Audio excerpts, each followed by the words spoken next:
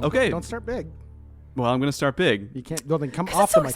It's so exciting! This is season 2 of episode 1 of Twin Portals. Welcome back, everyone. We made it. Yeah. Look at us go. We have. Go ahead. Pretend like I'm not reading off of a short script that I have here for the intro. Yeah, you can hold off on that. We got everybody here. We got a +1. John Brophy's joining us. Hello. What? John. What's up, John? All the usual things. Yeah? Here we are. Doing well?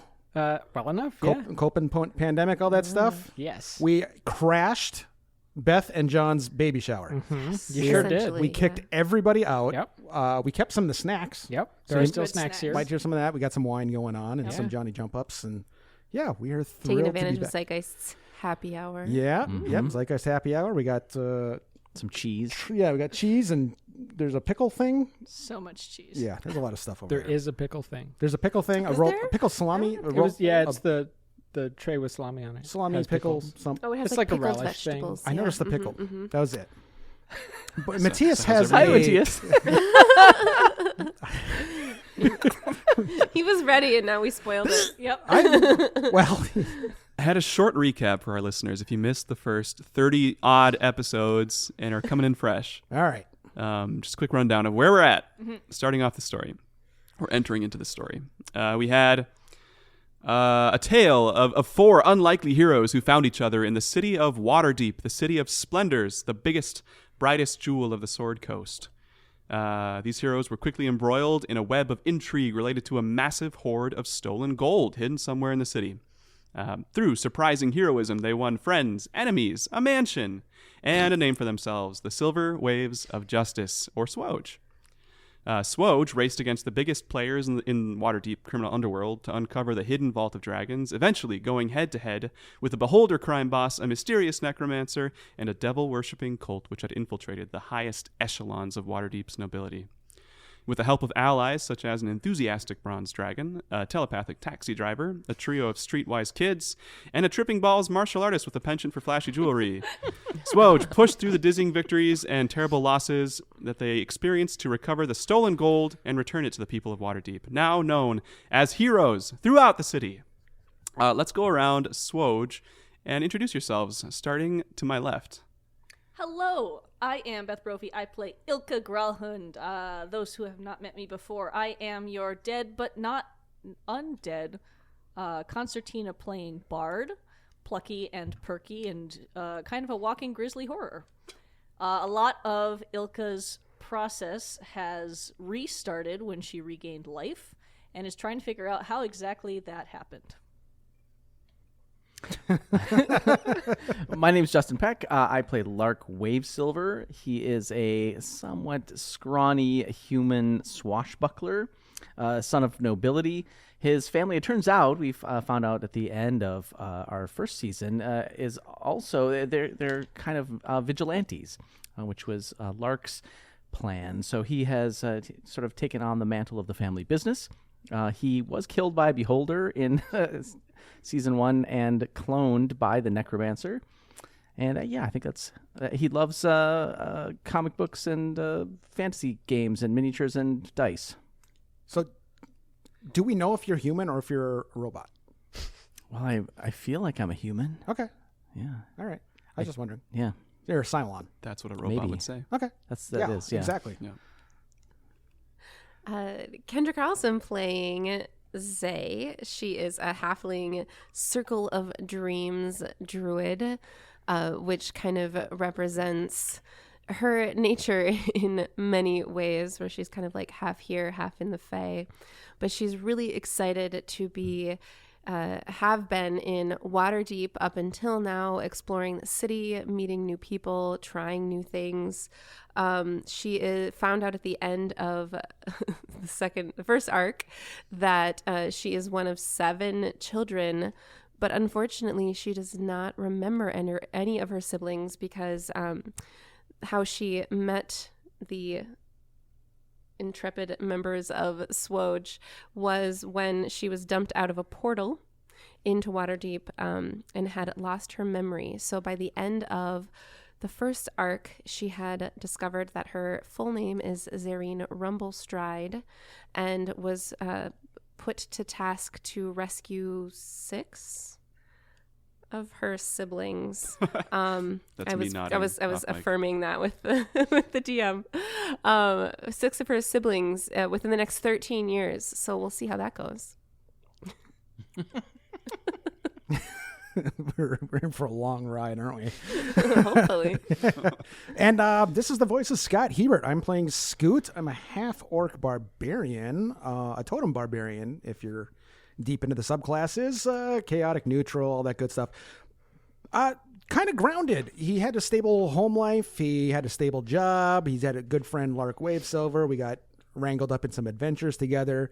He starts to get a strange list of things, of likes and dislikes. He likes slime. He doesn't like spiral staircases, likes fire, things like that. Generally pretty chill. Has a wonderful tattoo of a dolphin with a rainbow background on, I believe it's a right bicep, but the tattoo is magical and the dolphin is borderline sentient. I don't quite know. Sort of a Maui situation. Yeah.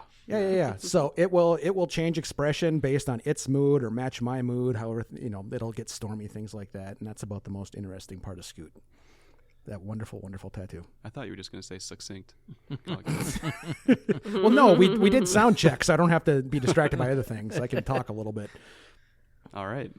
And that's SWOJ. And John is here, but we will get to that perchance. John has played in the first arc, played Thale, who Rhymes with quail. Rhymes with It quail. sure does. Yep. We'll see what happens today. Well, he was killed by the Beholder, Yep. so he can't be back. Arguably, he was killed by a building falling down. Yeah. Yeah. Yeah. Point of order. I thought there was a giant fireball. Yeah. Nobody confirmed who killed Thale. Just that he was dead. all I Yeah, know that's is, a good point. yeah, because I had his body in the bag of holding for several episodes, I Yeah. think. Right. And if he wasn't dead, we're sorry we stole all your stuff. We had a funeral for him. We buried Oh, that's him. right. And some of the stuff was that's ours. right. We stuffed his body into the bag of holding. So if he wasn't dead, he is now. He was dead 12 minutes later. But who's counting? Well, most recently on the summer solstice, SWOJ was invited by the Jolly Gents and their unicorn friend Lyrian to step through a portal into the Feywild, where they were needed in the hunt for the mysterious, villainous wizard Manchun, or at least for one of his clones. And so where we join our 4 heroes, they've been traveling the deep wilds for what feels like a few weeks. You can never be too sure in the Feywild. Time has a funny way of moving. But they've been traveling with Rowan Crooks and his Jolly Gents. Rowan Crooks being a fabled hero of stories of yore. He's got plays and broadsheets and small illustrated vignettes about him all over the Sword Coast, as well as his gang, the Jolly Gents. The reason why they wanted SWOJ to come with is because of this small gemstone that Lark had in his temple that was installed there by the necromancer when Lark was resurrected. What they have done is install this gemstone into a small compass-like artifact along with a little bead filled with just a little hint of Lark's blood. And the idea is that this gem will then point towards wherever the necromancer is that helped clone him. So the blood sits in the middle of the compass, and then the gemstone sits sort of along the outer ring of the compass, and the connection, the magical link between the two, is what points towards the necromancer, is how it's been explained to you. However, over the last couple of weeks, the compass has been kind of swerving around wildly, and it hasn't been seeming to give you a clear direction, which has been somewhat frustrating to the Jolly Gents. And so, they've been exploring the deep wilds right now. It's summertime, and they've been, for the most part, extremely peaceful and verdant and beautiful. If you picture rolling hills and dotted with occasional forests, occasional small settlements of all kinds of creatures, music playing from time to time, giant cranes soaring overhead. It's a much less ominous place than it was the last time the 4 of you were in the Feywild. I have a question. Yes. The compass is malfunctioning. How is it leading us to places where it's not, or are we just too late for finding the necromancer there? It's unclear, but it kind of like jumps around It's just swaying quickly. back. Yeah. Okay. Oh, okay. Like So a it's compass when your magnetism is off. Gotcha. Thank Basically. Yeah. So instead, they've kind of just been trying to follow different signs, like stories, rumors, traces of magic. Rowan Crooks and his crew are very adept at that sort of thing. All right, who's got tracking? Did on we their have sheets? any indication that the compass was working at some point? It's hard to say. Like it moves slowly sometimes, and they're like, oh, maybe it's found him, and they go that way, and you travel for a day or two, and then all of a sudden it like whips around the other direction and leaves you feeling lost. Okay. Huh. The way this whole place is generally laid out is that you're on a sort of a gentle slope. These hills and plains all kind of slope upwards, similar to the last time you were here, towards this mountaintop in the distance. However, you're a ways away from it right now, kind of traveling along this dirt road in a sparse wooded area. To the downslope direction in the distance, there is this dark and cloudy place, which everyone refers to as the Shadowfell. No one seems to want to talk about it or go in there. It's a very dangerous place from what you've gathered. But it seems like that's sort of the border of the plains in the distance over there. And occasionally the winding road that you're on comes closer to it, farther away from it. As you get closer to it, the music kind of fades a little, the air gets a little colder. But you never roam too close anyways. Rowan Crooks and his crew have stayed pretty far away from there. Okay. So over the last couple of days, there's been a change to the crew, to the Jolly Gents. There are about 10 of them at a time. Occasionally, members of the Jolly Gents will come and go, report to Rowan Crooks, and leave again. But just the last night, Rowan Crooks left along with a few members of his crew. Rowan Crooks, Little Joan, Friar Truck, Toe Jam Sam, and Mr. E, your drow companion, all left to go pursue a lead without leaving much information for you. So at this point, the Jolly Gents have kind of gone separate directions, but you've been left to continue investigating this lead, the compass, for the time being, or at least try to figure out why it's not working. By ourselves or with some of the Jolly Gents? With some of the Jolly Gents, with two of them, Antediluvian Jake Nice. and Anne Jane Flip Flap. As well as Lyrian, your unicorn companion, is still with you. I'm sorry. Those names one more time. Yes, Antediluvian Jake and Anne Jane Flip Flap. Jake and Anne. Anne Jane. She goes by Anne Jane. And Jane. So we have AJ and AJ. Nailed it. Yes, and Antediluvian Jake insists that you call him by his full name. Welcome back to Twin Portals, everybody. Beth's slaying it. So, right, it's morning now. You are just breaking down camp to travel again for the day. There's a settlement in the distance, which Anne Jane has told you is called the Way Inn. It's sort of a rest stop for travelers. And Anne is very no-nonsense. She is busy breaking down camp, getting food and supplies ready for the day, making sure everything's tightly packed. She likes to be called Anne Jane. Well, she prefers to be left alone, I think, but she's a person of few words. Gotcha. Antediluvian Jake is sort of journaling. He has this big, I think like 10 Commandments style stone, like black stone tablet that he scrawls into with a pen of some kind. It's his live journal. It's his live journal. And he seems to be taking notes and sort of muttering to himself. He's a odd fellow, Antediluvian Jake, but not shy.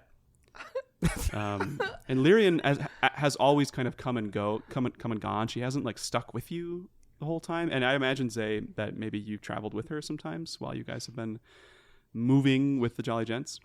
Absolutely. But Lyrian is actually a pretty accomplished chef. She's good at gathering, foraging for supplies and bringing them to the group. So you've had some great meals with ruddy vegetables and berries and some insects, even whatever is available. How does she use like a chef's knife and a pan and stuff? That's like what she I'm has for. hooves. She uses her horn. Yeah. Oh my goodness. That's awesome. But also, yeah, Zay's been a big help. Okay. As the one with hands. Right. Mostly salads, No sushi. Recipe calls for roughly chopped. All of hers call for roughly chopped. So as you're breaking down camp, what would the four of you be doing? So I would be, you've all of course seen Tarzan. kind of like trashing the camp, but backwards. So I'm making a musical rhythm of anything I can as I'm packing the camp, and I'm probably really pissing off Aunt Jane in the process. Yeah, you should kind of like an undertone of just like, fuck, the whole time in the background. As I'm like tapping on shit as I pack it up. Yes. Yeah. I mean, Anne has an appreciation for music. Oh, good. But she also would rather that this got done faster. Okay. Well, she will appreciate it even more by the end of this, I'm pretty sure. Okay. Yeah. Okay. And Jake seems kind of in his own world. He's still scrawling away. So there's also some tension between the two of them, obviously, because Jake is not really helping. I think Scoot would probably be with Anjane. Anjane being serious about getting this, I think Scoot would be interested in how they're packing. Like being on a ship, you get confined for space with Scoot's background. So I think he'd be trying to help pick up any tips, things like that. Just kind of like, oh, how do you fold that sheet? Okay. Oh, you do corner to corner. Oh, neat. She uses as few words as possible to respond to Scoot. Oh. She either demonstrates or just ignores you or occasionally says here or this or look. Oh, that sounds perfect. So I'm into it. She's succinct. Yeah. Yeah. Zay is conferring with Lyrian, consulting about the meal plans for the direction that we're headed. Zay has the compass. Okay. So she's talking with Lyrian about the direction that they're headed, what they can expect to find, how that might impact the meals that they make for their companions on their way to the way in. And Lyrian essentially says that the way in is a pretty famous rest stop in this part of the Deep Wilds. It's a relatively safe place. It's got a moat around it, and Cool. it's generally not messed with by some of the more sinister denizens of the Feywild. It is pretty close to the border with the Shadowfell, so that's always been sort of a source of, consternation for some travelers. Lyrian also says that it looks like it might rain tonight, so it might be a good place to stop. I think Lark, once he was over being starstruck with Rowan, he would have started an endless series of questions. And Certainly. maybe that's the reason that Rowan left. And Lark has just transferred those questions to whoever's left. So maybe he has gone to Aunt Jane and is asking her about the Shadowfell and about her flip. Is your name Flip Flap? Because that sounds like the sound that a shoe might make if its sole was loose. Is it because you had a bad shoe one time? And were you with Rowan Crooks when he fought Manchun? Because I read about that in the comics, and just nonstop questions. She distances herself from Lark after day one. I So you'd think have to, he doesn't hunt her notice and then down. just continues the questions to Antediluvian Jake. Okay. and Jake is more than willing to answer any such questions. Truthfully? Perhaps. What would you like to know, young Wave Silver? How long have you been traveling with Rowan Crooks? And were you with Rowan Crooks when he fought Manchun the Wizard? And were you there when he met Holaster Blackcloak? Because that sounds like I read about that was in 3 separate issues of the Rowan Crooks. Perhaps you should pace your questions, young one. I will answer them full well in time. That sounds amazing. Antediluvian Jake. What a great name. What is Antediluvian? That means It's like the McDonald's menu all over again. Thou hast many questions, young Lark. what are you writing on? That looks like a big stone tablet. How do you even write on that thing? I think you'd have to chisel it. It's magic. A magic stone tablet? Where did you get it? How long have you had it? I've What kept are you my notes in writing here about? for centuries. Centuries? Yes. That's maybe Antediluvian Jake makes more sense now. As Ilka is listening to this, she's making it a game of very slowly increasing the tempo of whatever she's playing, one click every time Lark asks one question. So you're at really Going very Allegrissimo right now. Yeah. Chaotic evil, man. Yep. Damn. Yeah. Well, the camp is packing up quickly. Antediluvian Jake says, you should know I was there when we slew Manchun. It was quite a battle. Oh my gosh. Yes, I could regale you with tales. Was it one of his clones? Yeah, was it one of his clones? No, it was at this battle that he split his soul into 13 clones. Most of them are dead now, by our reckoning. At least 3 remain, including the one that you met in Waterdeep. Whoa. We call that one Nancy just because that was short. It was easier to say than necromancer. Are all the Noted. Manchun He takes a clones- note on his tablet. Are all the Manchun clones necromancers? No, Was Manchun? He was not a necromancer. He was a sorcerer, he was a wizard a wizard. of nearly no parallel. Wait, nearly no parallel? Well, we did beat him. I suppose. Jesus.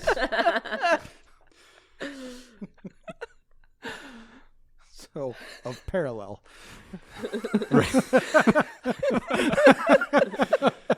It's at this point that, say, as you're getting the meal plan together, you know, what is it? 6 servings, 7 servings Yes. for the next few days. Mostly vegetarian. The compass that you're studying suddenly goes like and like locks in a direction that's like sort of towards the way in, but a little bit askew, kind of in the direction of the darkness down the hill. Go figure.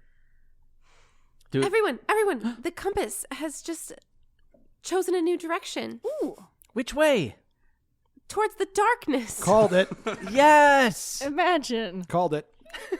Wait, maybe it's pointing towards the way in. Lyrian, does this look like the way, like, direct, pointing towards the way in? I mean the Lyrian squints at inn. it and says, "Well, it seems a little askew." Guys, it's askew. Antediluvian Jake, do you think the problem is that I have a blood curse, or I did before I was cloned? Maybe my blood droplet is not the right, cleanliness of purity of blood. Young Wave Silver, I think your problems are full many. But in this case, I believe your blood is pure. About as pure as it could get, considering that you were rebuilt from scratch. By Manchun, no less. Well, there you go. Just as an have we taken this compass and just like carefully gone by Lark once in a while just to see? Do you want to? Yes. I would love to do that. It's always pointing to me. I That's just, why like- we've been walking in circles. Yeah. I'm not making a big show of it. I'm just kind of standing behind you and just No, I mean, it wiggles a little bit as you come near Lark, but it mostly keeps its true direction at this point. yeah. And everybody who's watching me, when I take my other hand, I go, yeah, kind of, a little bit, yeah. Zay reaches up and plucks the compass back from Scoot. There you go. I'm done. And it disappears. So I wanted to look at it when Zay took it. Is the needle pointing towards the inn? It's pointing about 10 degrees off from the inn, to the left from where you are. Which is along the road, or is... Yeah, it's sort of a winding, hilly road, but in the distance, the inn is on a hilltop, so you can kind of see it and some smoke coming out of it.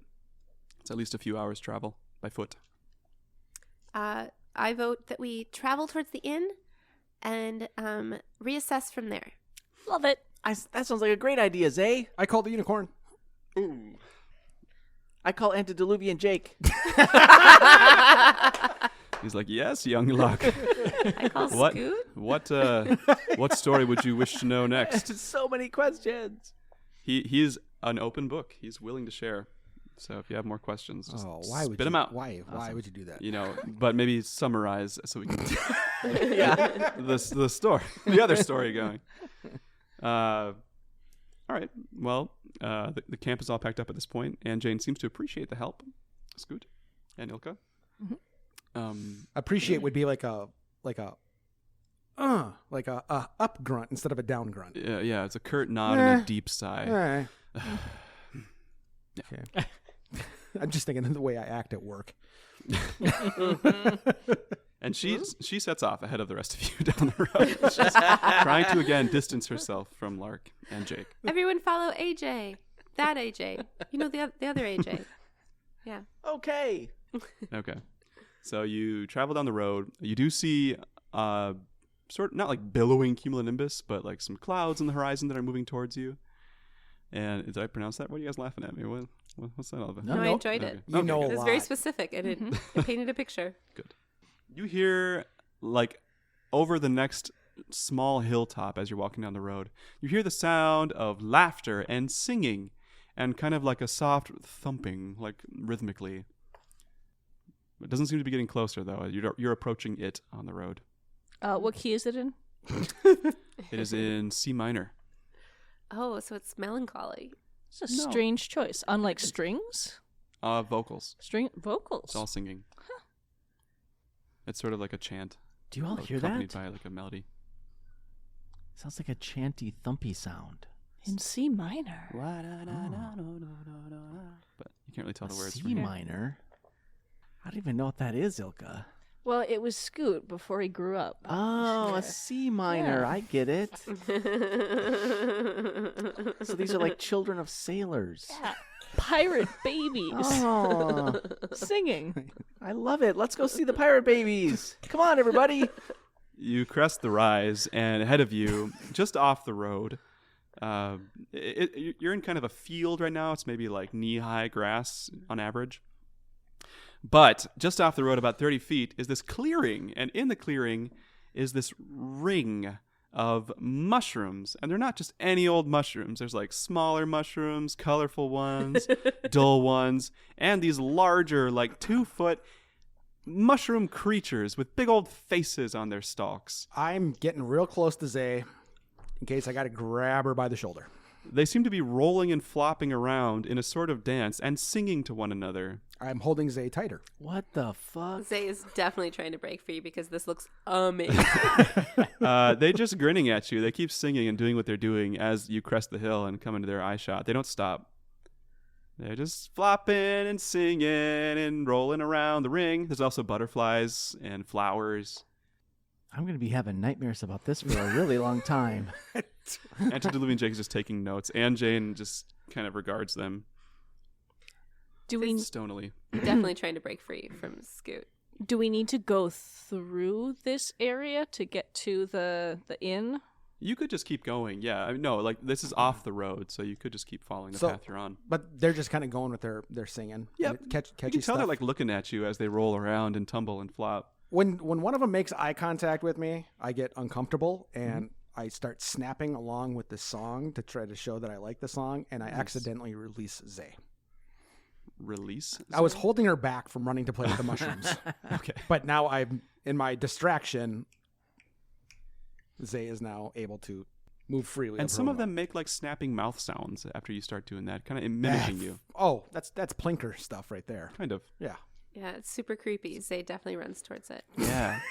Yeah. They don't stop. And then I I'm remember, gonna, and I go, and I tumble into the circle and kind of try to join into the dance. Okay, furuvum. As you do, you feel a slight change as soon as you break, like go into the ring. Mm-hmm. It's not really clear what, but you feel like you're just suddenly much more aware and present, and you have this great like Zen-like cognizance of everything around you.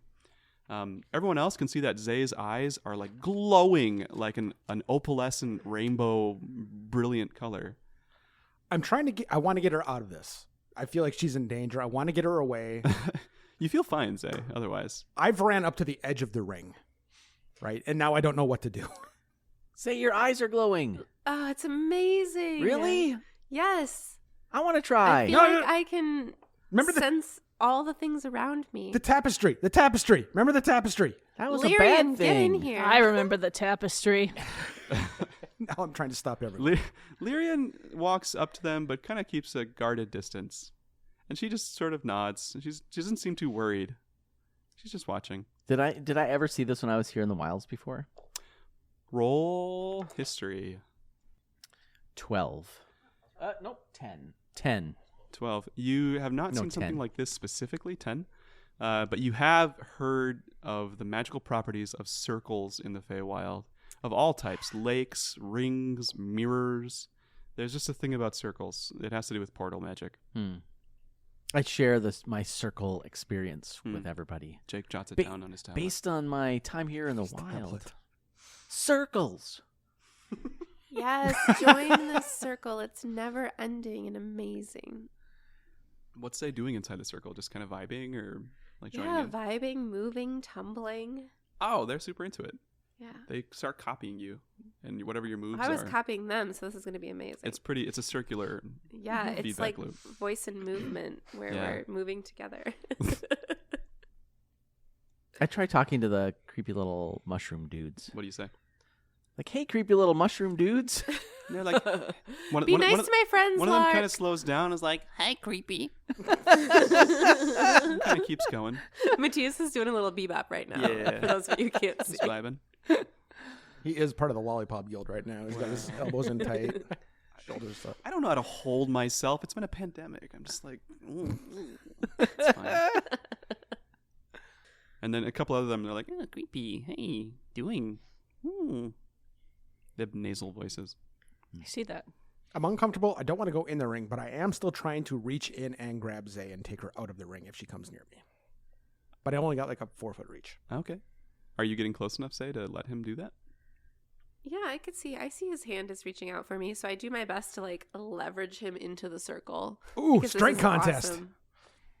Well, you're clearly much heavier than me. I know. That's why I'm so thrilled that I'm going to win. Are you trying to resist, or are you just letting him kind of? No, but I feel like he was trying to join me, so I reach out and I grab his hand and I I pull her pull out of him the in. ring. We'll roll strength checks, you guys. Okay. If I lose this, I'm so excited. If you lose this, I'm trying Which D20 are you? can I give really myself working on guidance? You absolutely can. Yes. You're going to bring this up for the rest of the series. I don't remember what guidance does. the 1d4. Gives you a D4. It's for skill checks, not for ability checks. So it's a Oh, is little- this an ability check? Dang. Yeah, I think, isn't it? It's for skill Bless. checks and abilities, but not for saving throws. Oh, and abilities. Yeah, yep, they're all the same. John Brophy, everybody. Yeah, because bless is for honestly, saving throws and Blast attack is rolls. specifically for Yes. saving an attack. Honestly, can't read that die. I have no idea what that was. Okay. Oh, so close. That's a hell of a number there. I had a 19. 9. Okay. 9 with my bonus. So it's a bit of a dance, but Scoot yanks you I have a +6, so. by the arm I have a up and out -1. of the ring.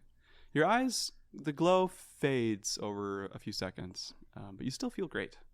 Oh, Hey, Zay, remember what we were going to do? We were going to go down to the way place. oh yeah. The here and now, the inn. Let's do it. Hey Zay, the way place. What the? Aw. Did you guys want to come? Lyrian and Zay, do you need Wanna- any mushrooms for the meals you've been preparing? Absolutely. some here but I we don't could think gather. any of these. Do I recognize any of these kinds? Roll nature. 24. Yes, you intuit what most of them are just by their colors and patterns, like if they're healing mushrooms or tasty mushrooms or toxic mushrooms. There are a few toxic ones. And whatever gaps you don't remember, Lyrian kind of indicates as well. And just like, don't, okay, yep, you know. Yeah, I'm gonna jump back into the circle and gather some. I'm gonna run around the edge of the circle and gather a variety of mushrooms. The dancing ones? Yeah. Well, Yeah, the ones nice. that aren't dancing. Oh. Okay. Important distinction. And Yeah. they seem a little put off that you're kind of dismantling their ring, but they keep dancing around. As long as there's enough to still form a ring for them to dance around, they are gonna keep dancing. Yeah. Well, I'm gonna be like sustainable with my choices. They seem to appreciate that. Okay. And after seeing the glow fade and her kind of return back to normal, I don't Yeah. got any worry about her going back into that ring. Oh, okay. So I'm just, all right, well, food. Yeah, seeing that it's not a threat, this is music, and so I am unslinging and playing some lovely counterpoint to the weirdness they're singing. Improvising. Oh, yeah. Wonderful. And they immediately, like once music starts playing around them, like they all try to harmonize and form this chorus to match whatever Ilka is playing. Good. I'm freaking delighted. Yeah. And actually, like their chorus of sound rises, and they kind of slow down their dancing and start swaying and singing, until the song ends, and one of them kind of steps forward and sort of like buds out this little mushroom and kind of holds it with his little pseudopod out towards you, Ilka, if you're nearby. They want Is to it a give you something. gift? Mm-hmm. I reach out and I take the gift, and I bow and thank him. It's a little toadstool. Mm. And they all bow as well, to you and to Zay. Zay runs over and tries to identify the gift. Roll nature again. 19. Wow. It seems like a magical mushroom. It is not sentient as far as you can tell. It's just this. It's got this aura to it. If only Mystery you were here. Yeah. He would have eaten it already. I grind it up and I put it in that dragon piss. And I drink it. This is actually the key ingredient to drink. It's definitely a magical mushroom. Neat. It's tasty. I am going to wrap it up in a little bit of cloth and tuck it into my satchel. Wonderful. And they are now they are going back to dancing and singing and repeating some of the words you all have said to them. They seem like they have a really, really good memory. It's very specific, the things that they're saying and doing. Do we notice them saying anything that would be? It's like, Manchun is hiding over here. Did you say that around them? No, I was like, if someone else had said. Like once I notice that they're repeating things they've heard, I want to listen just carefully to see if I pick up any intel from previous passersby. Unfortunately, it seems like most of what they were working with before you guys arrived was kind of just babble and sing-song. Okay. Yeah. Say, is the compass doing anything different now that we're kind of by this weird mushroom ring? Zay takes the compass out and looks at it. It is still indicating just askew. Just of the way in. askew. Maybe a little bit Okay. more than before. 13 degrees to the left. A little more Yes. than askew? Askance, you might say. Oh. Okay. So More than if you go a smidge off of askew, you get to askance. You forgot the scotch. A little bit of a Scotch. Little scotch. Little scotch to the Nice. scotch the other way, and then just shimmy it. yes, I think we could still head towards the way in. Let's do it. Bye, mushroom dudes. And they're like, bye, bye, bye, bye. I give one a high Goodbye, five on new the way out. friends. As you're walking, Zay, you feel like you can see like the truth of the world around you, which is Haven't I always? No, Ilka's the one that got the magic mushrooms. yes. Yeah, but I didn't take it. Oh. I But have Zay it is the in one my that pouch. stepped into the ring, and to you, it's like, I mean, you've always kind of felt a connection to everything around you, but now you're like there are like spirits everywhere. Like all the plants have their own little embodiments, not like little people, but just kind of like a presence that you can kind of see moving around them. Everything kind of shimmers a bit more. It's going to take me a very long time to move through this space if I need to introduce myself to every blade of grass. So what's your call? Hey, I begin Zay, to do that. Zay, you want to go on an orc ride? Scoot, yes. And then I just start pointing at all of the people that are our new friends, the spirits that are our new Look friends. at that blade of grass and Uh-huh. that one. Uh-huh. And like the wind and the clouds. Oh, Yeah. they're above, moving yeah. through the. Oh. Isn't it great? Look at that. What does that cloud look like? And that one. And that one. A nimbus. And I just keep trying to fill you up with that. All right. And you carry on towards the inn. The inn is busy tonight. It's starting to rain lightly by the time you get there. There seems to be a river that sort of hooks around the inn in a U shape before kind of trailing down the hill towards the darkness. The stables are nearly full. You can tell it's a busy night at the inn. There are two large smokestacks on the top of this big main building, which is the way in. There's sort of a wall around this compound, and there are a few smaller buildings in the compound, presumably where the staff live and do their work. But it seems like all the traffic has led people into this main building where the smoke is coming out. And there is the sound of talking and plates clattering. No music yet, ostensibly. But yeah, and like dancing light flickering out of the windows as you approach. And Jane is already getting ready to find a place for Lyrian in the stable, if Lyrian lets her. Which it doesn't seem like Lyrian really is willing to. But Yeah, I she's think scoping him Lyrian out. probably stays with me. Yeah. Inside there, the inn? Is there such a currency? Is there a currency in the Feywild? Does it function in that way? You're not sure, I don't think. Is this the first There's time we've come definitely across trade, like like other barter people? in the Okay, Feywild, yeah. so if we need to barter, then perhaps we can barter some of the mushrooms that I found, or other skills that our troop might have. Yeah, I mean this shindig is pretty boring right now. I'm probably gonna go liven it up and see if adding some music will get us room and board. So do you like enter spectacularly or kind of like head in and scope it out? What's your approach? Yeah, I would head in more subtly than my usual because this is certainly not my stamping grounds. And I'm going to look around to see if there is anything unicorn-like, or if Lyrian would be really, really out of place. So do I see anything like a unicorn? You don't see anything super large inside. You're greeted by a very busy inn. There are obviously travelers from all walks of life, but no like larger creatures inside. It's mostly humanoid people. There's a whole staff of halflings running the joint. as well as an elven woman running the bar, it looks like, with long red hair. There are a variety of patrons inside. Dwarves, looks like humans. There's a woman with green skin from head to toe. There's a small rock gnome tinkering away at some machine on a table. I guess roll perception or investigation if you want to look for anything in particular. I'm just looking for a perspective on should we bring Lyrian or Lyrian could fit in there. It's not really Lyrian's vibe being like a civilized place, but I think I'm going to duck back out and suggest gently that Lyrian would be more comfortable in the stables for now. What time of day is it? it is evening at this point. It's twilight. Okay. The sun is setting behind you? Is there a sign that says the name of the place? There is. How is the way in spelled? TheWayinn. Okay.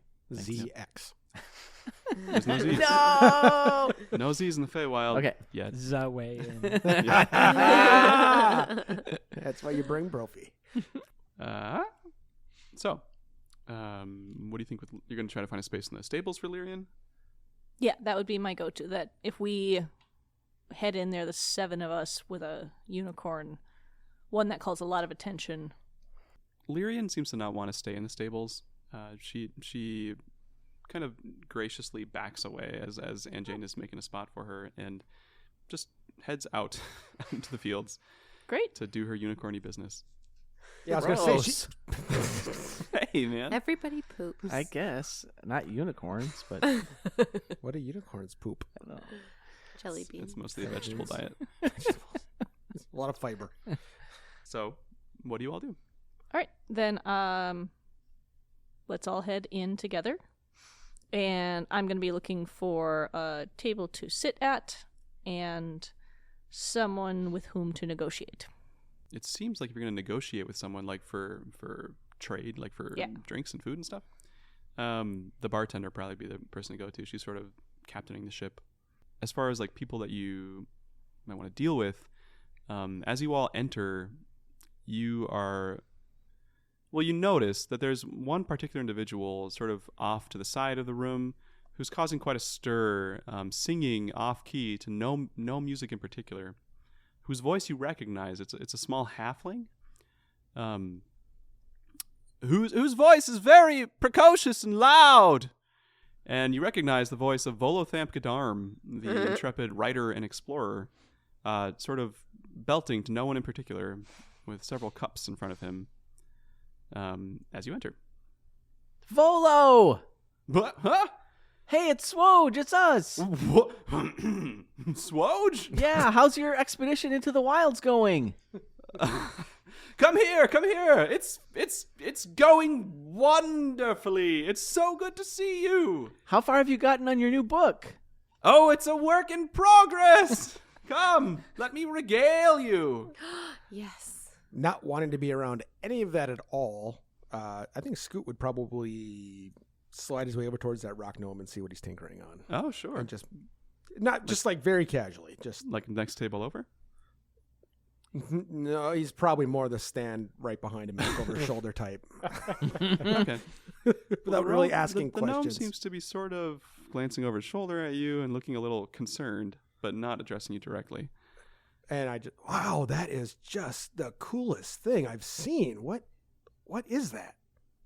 He says, yes, it's my own personal project. And you are? Oh, I'm Scoot. Hi, what's your name? My name is Radisair. Radisair. Nice to meet you, Radisair. Of the Rocks, yes. You as well, Scoot. Sorry, long journey, and that is really interesting. Do you need a drink or something? I'd love to just sit and kind of watch and talk about it. No, but you're welcome to pull up a chair. I'm quite busy though. I need to finish working on this tonight. All right. I grab a chair and I just sort of focus on what he's doing and okay. And he seems to be kind of willing to at least like share a little about what he's doing with you. But no interjections from me, just like a lot of and just trying to.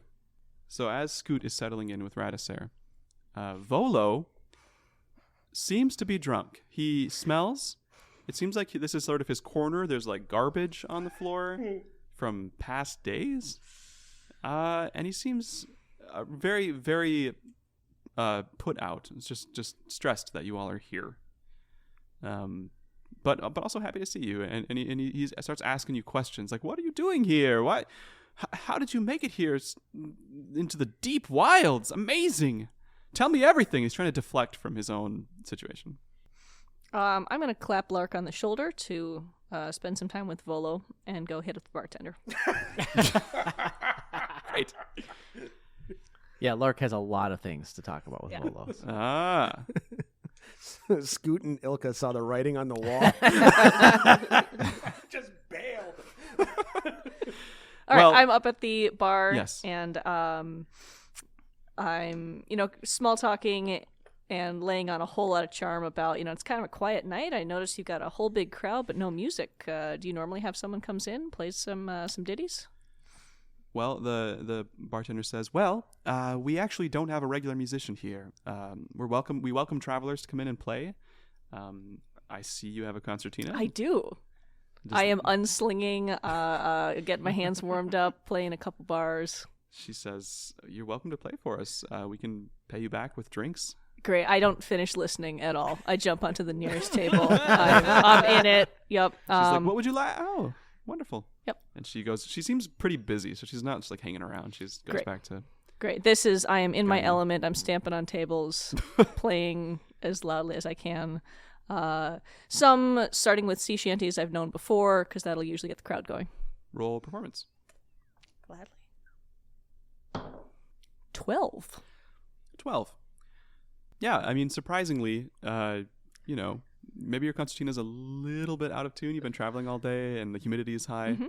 So it catches you off guard. But beyond that, it's a virtuosic performance. And so you're forced to tune it as you dance and stomp on the tables. Great. And the crowd quickly forgets what that was all about as they start to sway and dance. And there's little floating lanterns around the roof, and they're kind of swaying to the beat as well.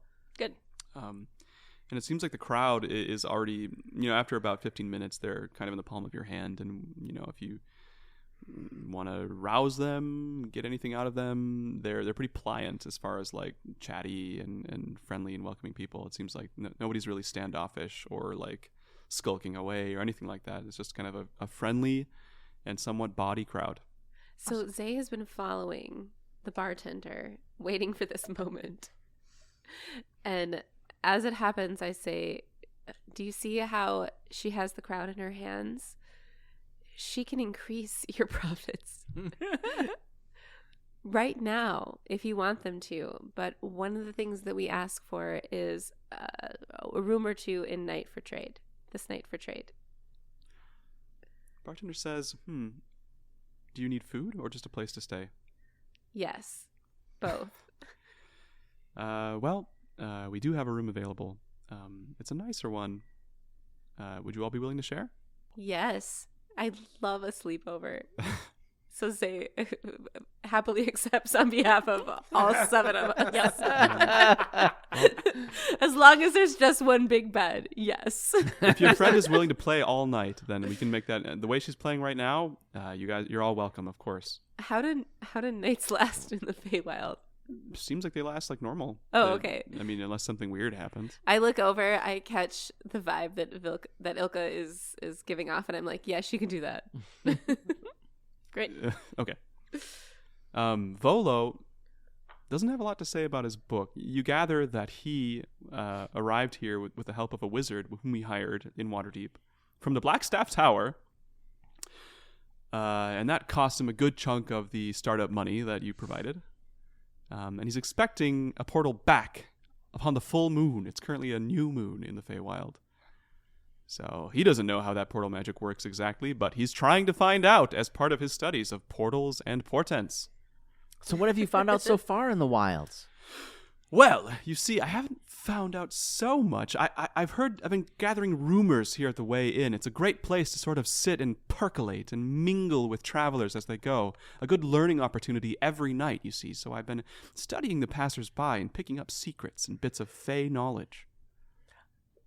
I'm a little thrown that you came to the wilds and didn't make it out of the Way Inn, but I'm going to leave that aside. I'm going to leave that aside for just a moment and wonder if did you hear any interesting rumors about Manshoon?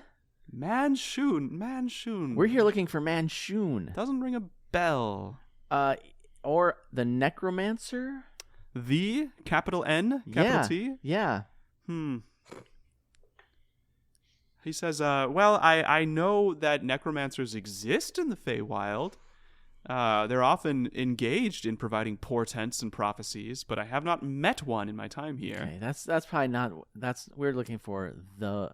There was we met the necromancer, who was actually a clone of Manshoon the wizard. Manshoon the wizard. Now that now that I think about it, wasn't that a sort of an evil, troublemaker? He attacked Waterdeep once upon a time. Yes, that's the one. And then he battled Rowan Crooks. Yeah, I don't pay much attention to those stories. He also battled Laeral Silverhands, I'm pretty sure. Oh my. Yeah, must have lost though. Manshoon lost. Yeah, there were 13 clones, and there's only 3 remaining, and we're trying to find one of them. And we have this magical, finder ring thing, like a compass full of my blood, but it's going crazy and pointing the wrong way. Volo's nodding, sort of swaying a little. That's fascinating, Lark. Have you been to the Shadowfell? I have not. I've come close. Like as close as the way in? Closer even. You'd be surprised. I don't just stay here during the daytime. I've wandered down there. You see, it's a short, it's not even a full day trip down to the border. Okay. There's a small stone fence, about a wall about chest height, a little bit lower, and I've hopped up onto a rock and peered over it, and it's a very murky, deep, and dark forest on the other side. Ooh. I've heard rumors of dancing lights, and I wanted to see what I could suss out without, getting too into it, being without a bodyguard myself. Sure. So I have not seen these dancing lights, but I have gone out looking for them. I've also heard rumors of travelers going missing from time to time from the way in, and so I don't know if maybe that has to do with their proximity to the Shadowfell, and I've been trying to find out, but to no avail so far. And do you have any other information about the dancing lights? Only that some say to avoid them at all costs, but Dorvina, the bartender, she seems to not be too worried about them. Okay. Any other interesting rumors about the Shadowfell? Well, just recently, I swear we heard a soft roar in the distance come from that direction, sort of a deep, earth-shaking rumble.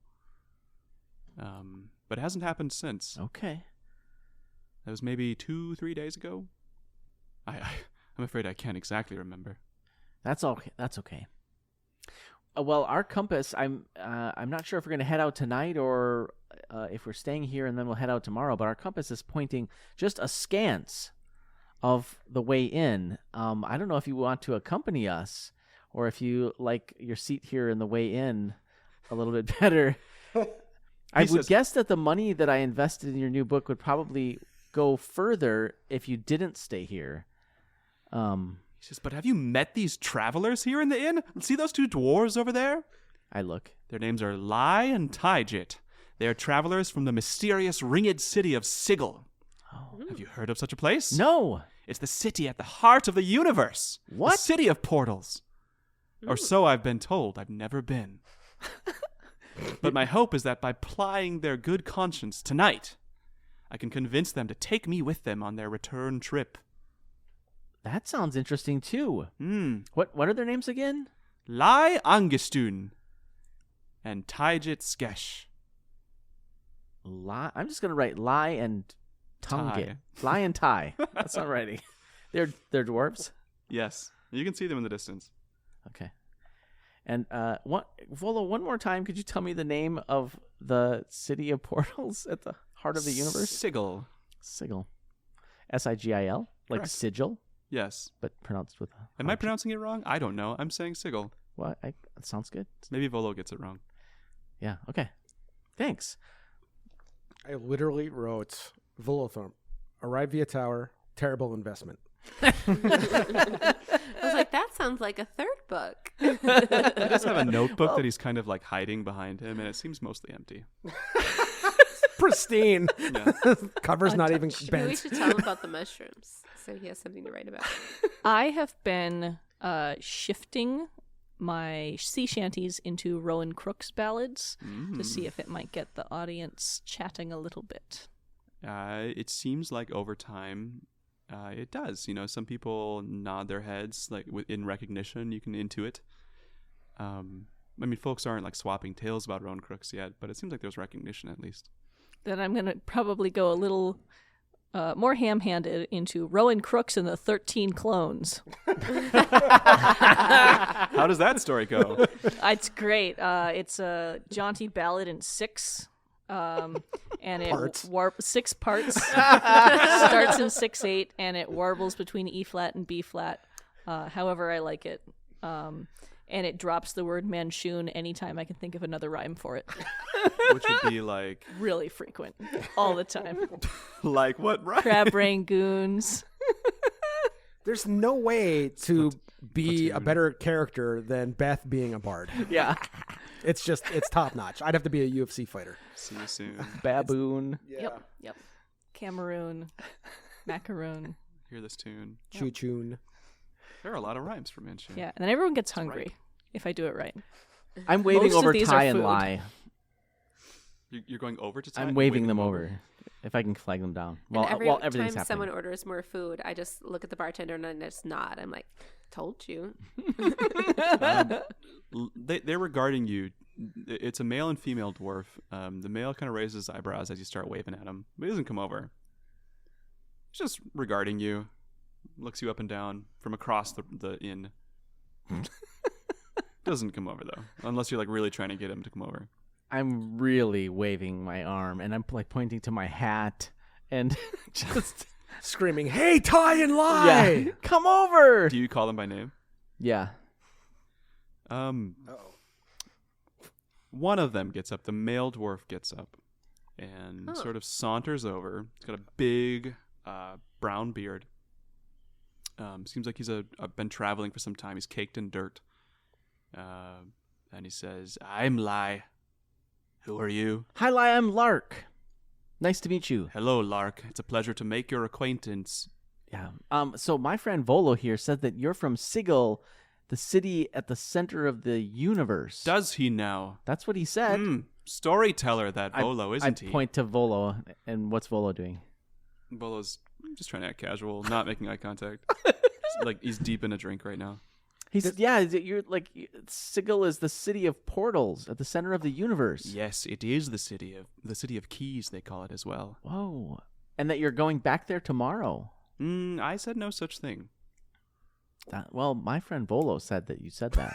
We're on our way there eventually. I'm a bit of a merchant, you see, so I'm trying to unload my goods. Oh, what kind of goods do you have? Well, only the finest perfumes and oils from the many worlds of the universe. I mean, Could I that's kind of interest you? cool. I'm not super interested in perfumes and oils. In the I'm more. Feywilds? I'm trying to like picture all the unicorns with their lovely and their mushrooms with their fancy oils and perfumes. But I'm not part of this conversation. Yeah. Shh. It says, you'd be surprised what delights the creatures of the Fae and what they're willing to give for it. Really? Indeed. What? my friend. Like, for example, what? Keys, secrets, information, rare goods. So, have you heard any Magic. secret information about the clones of Manchun? He says, I could tell you what I know for a price. Well, I guess we could find us some perfume for you, or some oils, or whatever you merchant. He says that really smoothly, too. Like, if you're intuiting, it's not like he's like, oh, Manchun. He's just like, I'll tell you things if you give me things. I'm not sure that Lark would pick up on that. Okay. Okay, so are you putting together an offer? I'll get back to you. I'll see what I can scrounge up. Just very well. I'll be here for at least a day or two. A day or two. If before you- Taijit lets me stay. Oh. Because Taijit might want to go back to Sigil sooner? She just doesn't like to stay in one place for too long. Mm. My accent keeps changing. That kind of thing happens when you're from a city of portals. You're Yeah. right. And Now you I meet all sound kinds of like people. Antediluvian Jake a bit. Interesting, that. Hey, did Antediluvian Jake and Flip Flap come in with us? They did, yep. Okay. Where are they? They're at a table on their own. Jake seems to have kind of moseyed over to Scoot, who's with the rock gnome with the machine on the table, and seems to be sort of just doing the Scoot and just kind of watching from Is behind. that a new dance move? Yeah, I was thinking the same Doing thing. the I'm going to scoot. flag Antediluvian Jake over too and introduce him to Ty or to Lie. He bows and says, "I am Antediluvian Jake. I know full well of where you've come from, travelers. I can tell it. You have the mark of sigil upon you. How would you pronounce it?" They just look at him. I was hoping they would both talk at the same time. He's like, "Well, it's a pleasure to make your acquaintance." And as he says that, all of a sudden, the entire tavern shakes, and some of Radisair's goods rattle off the table, and some drinks are spilled, including Volo's. As this deep roar just kind of booms into the inn from a clear direction, from the direction of the darkness on the horizon. Who is carrying the compass at this point? Zay. Do you have it out, or is it put away? I feel like Zay's keeping a pretty good eye on it. Yeah. Okay. Well, if you are listening, you hear a thump, and it seems like the compass has shifted to point directly in the direction of that sound. I rush to Scoot to show him.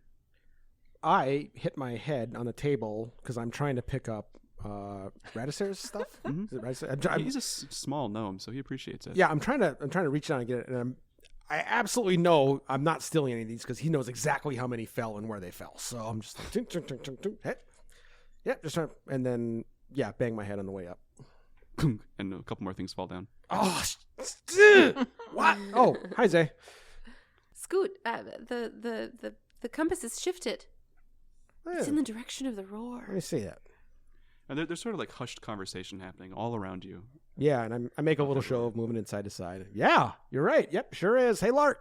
What? Come here. I go over. By listening, do I know what made that roar? No, but by listening, you pick up people whispering tales of an ancient beast that came here once upon a time, and the river that flows into the Shadowfell was carved by the beast's tail. Ooh. As it went in that direction. He was slain by a knight ages ago, a heroic knight known as the Rose Knight. That's the rumor around the tavern. Neat. Anyone drop a name of this ancient beastie? Mm-mm.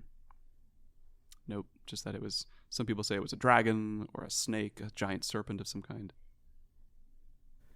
Well, Radisair is frantically picking up his stuff. Ilka? If I hear people nearby, I might sidle over closer to those who are talking about it and ask for more information. A dragon, you say? Maybe a snake? Oh, and yes, this is a very crusty-looking older dude who is just like very proud to be telling these stories, like he knows a lot. And he's like, "Oh yes, yes, it was a great beast, the great beast of the wilds," they called it. It disappeared into the Shadowfell, where it was slain by the great knight. I believe his name was Teriador. Yes, that's the name. Ages ago. People still tell tales about it, though. This beast was so big. How big was it? It was so big you could mistake it for a mountain, but it moved. Oh no, a Trask. A moving mountain. So I've told, but these are just stories. All stories have a bead of truth in them. I ominously play a little music. He gets very quiet at that and thoughtful The room as gets he a looks tiny out bit darker. looks out the window nervously. I'm just delighted. I'm grinning. Thunderclap, but it's Yep. a cloudless sky. Is that sound, Volo, the one that you heard before? Volo says, "Yes, but much louder." Wow, maybe the whatever made the sound is coming closer. Troubling, that thought. Perhaps someone should go investigate. And he looks around. That's Someone a good idea, Volo. experienced. Are you planning to put this in your portals and portents book? Will you go out and explore? He says, "Well, the roar does certainly seem like a portent, Yeah. but I'd better stay here and make sure that my portal experts don't run away." He glances at Lai, and Lai just furrows his brows. Antediluvian Jake, have you ever heard that sound before?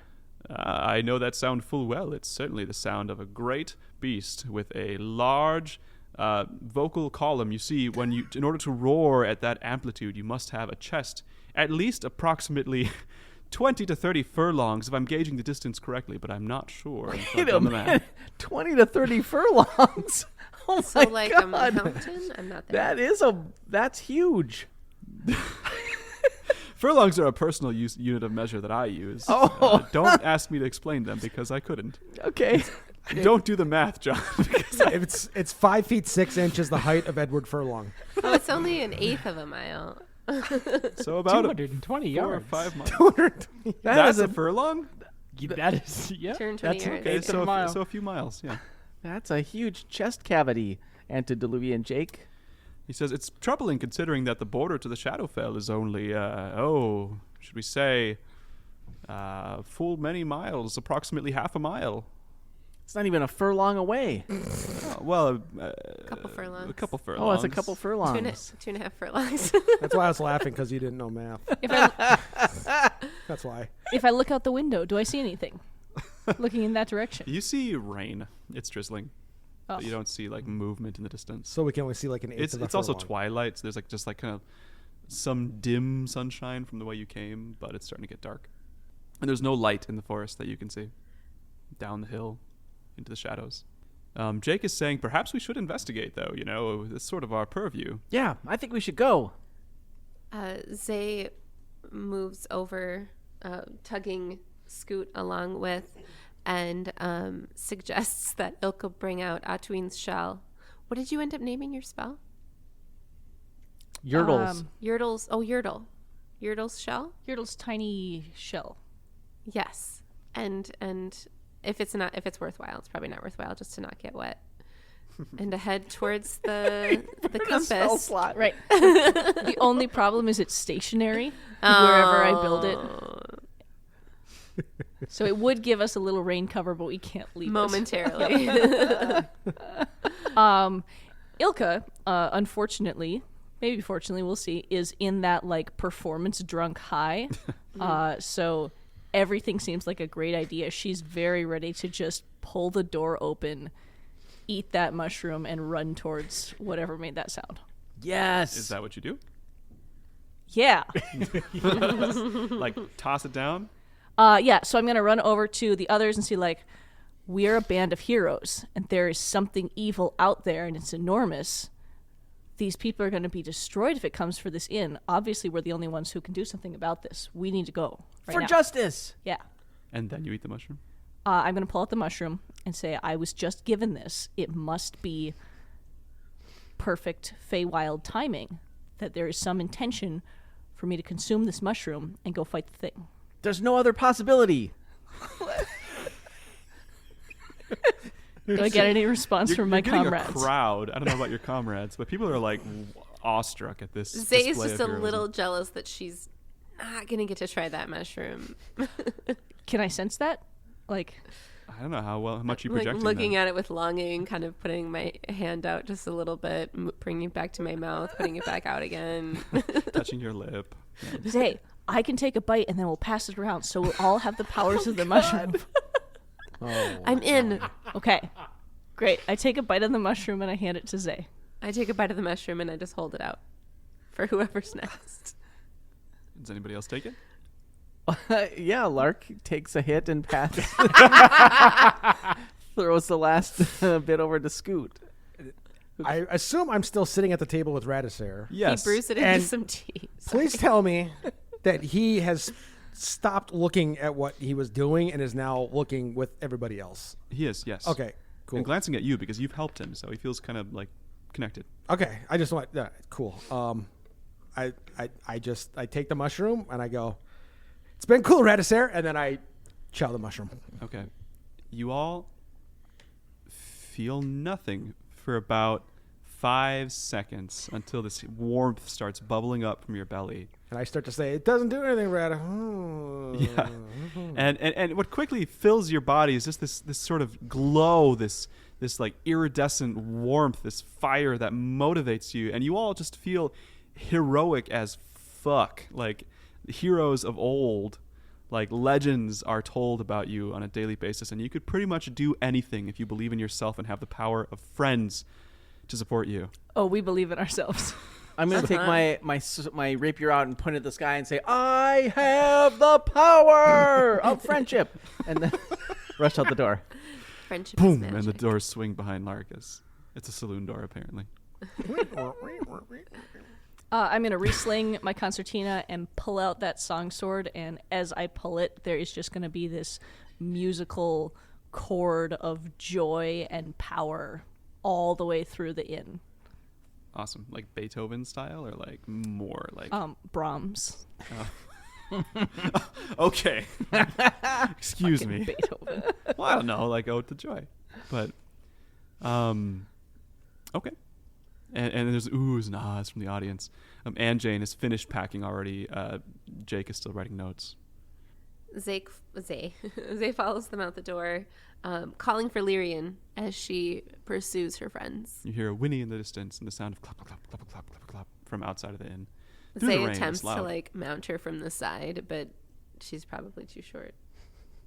Lyrian scoots down as she arrives. Huzzah! I've never actually ridden her before, so this is a new triumph. No, yeah, it's incredible. You feel like Sebastian riding Falcor. Yes. Yeah. And Lyrian takes off into a gallop and kind of starts circling the group and coming back and running down towards the darkness and back. Do you have light? Or like, Scoot, I guess. Yeah. Scoot says, Radissari, you're awesome. It's been awesome. I got to go. Take a gold out, slam it down on the bar, and then I run and I dive through the window that's right next to the doors. He's like, I'll see you soon. Oh my. Oh. And then No, it's a full-on charge. It's, and then I'm just going. the framework is seriously damaged by Scoot Way more than a gold plunging, for. defenestrating himself. That's what the gold's for. Yeah. And you're hearing, ooh, from inside the bar. I'm assuming one gold will take care of the damages. If not, I don't know if I'll ever be back here in my life. So you're all like charging into the darkness. Yeah, I've individually. thrown dancing lights. Okay. It's got kind of a like Captain Planet thing going. I want a different light for each of us And as I- we run into the darkness. And this time I what badly colors? want a dancing light above me. Yep. What are the Captain Planet colors that you assigned to the crew? Just out of curiosity. Oh, Ooh. get my pen out. Yeah. So Scoots is gonna be very aquatic, like a cerulean blue. Zay's got all kinds of fey magic, very purpley stuff going on. Lark's has to be crimson red for his hat, and then I'll be rocking a green. What did I say? Blue, purple, green, and a red. Yeah. And Jake and Ann don't get any light. Oh, they're with us. They're trailing. Not as inspired as the four of you. Yeah, Jake feels like a froggy green, and Anne's on a yellow. Wonderful. Love it. So you all have a dim light illuminating the ground ahead of you as you charge into the darkness. You can see the lights fanning out like behind you. A rainbow charging into the darkness.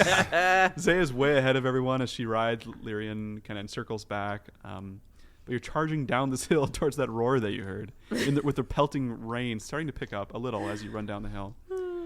I'm in heaven. What's your tack? Do you just keep going until you reach the bottom of the hill, or? Yeah.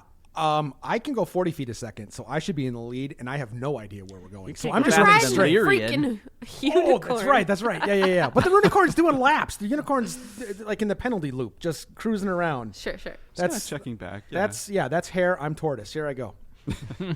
So Zay, you're the first one to reach a low wall. For you, it's about shoulder height, made of cobblestones. At sort of like where the ground like levels out, and ahead of this wall, like on the other side, you just see tall trees like pines and oaks and ash, and you're not really sure what all the species are, but If I leap over it, will a Korok appear? you got to put an apple in a cup first. Actually, as you approach it, though, Lyrian kind of turns her head towards you a little bit as you're riding her and says, I shouldn't go in there. Okay. If I go in, I will lose my magic. It's not safe. That sounds awful to Zay. And she slows down and while like still like leaning over the edge of the wall, she waits for her friends. Okay. Lyrian waits too, as everyone catches up. Yep. Yeah. I have at least the presence of mind to notice that the incredibly powerful magical beast has stopped at this wall, and so I also stop. Okay. It's maybe 3 or 4 feet high. And yeah, you see the same thing. I run and jump at it and say, come on, guys! You jump over. Yeah. So Scoot just doesn't even stop. He's just like, let's go! And he flies over the wall. Yep. Like arms first or like legs, like leaping with your boots? I'd hurdle it. Okay. You hurdle the wall, and as soon as your heart crosses the wall, you are greeted with just a boom of thunder and lightning in the distance as this drizzle turns immediately into a torrential downpour. And you go flying into the woods, slicked with rain. And you all see Scoot's light suddenly go very dim as he disappears into the darkness of these trees. You're kind of getting whipped by branches and vines, but you're otherwise okay. Being that, the rain and thunder and lightning, I'd assume I'd be comfortable with being sailor life. The forest, I think, would be more concerning to me. Okay. Just like, and then I'd probably start putting hands up. And this isn't as fun as the last mushroom I was on. There's no like path, so you're just getting like whipped. And I get about 10 feet, and then I start to slow down, and then I'm like, oh, okay. Why did I do this? Is it raining really hard everywhere, or just do we all see the really hard rain? You don't see it. Okay. From this side of the wall. So for us, it just looks like Scoot jumped the wall and then vanished into the woods. Yep. You can see his light very dimly in the trees. I probably yell, "Why is it raining so hard?" His purple? No. Mine Cerulean was blue. Cerulean blue. Yep. I follow Scoot. I'm over the wall too. And you're greeted by the same. I slip and fall in the mud as soon as I'm over the wall. Yeah, you are covered in mud. It's the first time I've led the group into a dangerous situation. I was paused by Lyrian stopping, but when I see the other two go over, I shrug and dive over the wall. Okay. I reach up and hug Lyrian, and kind of look into their eyes. Uh-huh. Do I get any indication? Of their emotion? Yeah, like, should I go? Lyrian looks worried, but says, I'll wait here. Okay. I'm going to leap over the wall. Okay. It's harder for you because you're smaller. And Yeah. you climb over the I wall. should say, yeah. Yeah. I scramble. Maybe Lyrian gives you a little boost. So it's easy. And you are all in the woods. You see your lights dotting the trees around you. As rain pours down and drips from branches all around you. Vines seem to almost like grasp at your legs. This place is much colder all of a sudden. It's like you went from summertime into like an autumn. Gross. On top of the water being cold as well. Scoot. I'm looking for Zay to find the compass. Okay. Oh, that's a good You idea. can find Zay by the light. I pretty easily. rush up and hold on to one of Ilka's hands. Zay, what is the compass doing? I pull out the compass and look. It is firmly pointed in the same direction as before, into the woods. Okay, let's Pretty keep much going. perpendicular. Into the woods. No. Yep. Is there going to be a festival? I wish. I continue to follow Scoot in the direction of the compass. So And you all kind of form up. I guess I don't know which direction the compass is pointing, so you'll have to guide me on that. So you see your friends gathering behind you by their floating lights. Yeah.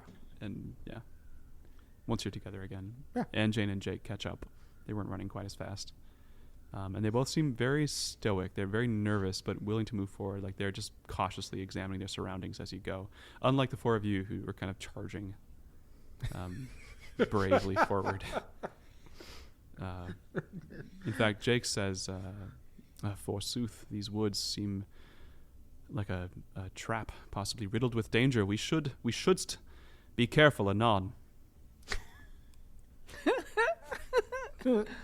Can I use my druid craft to figure out if this is actual weather versus like magical weather?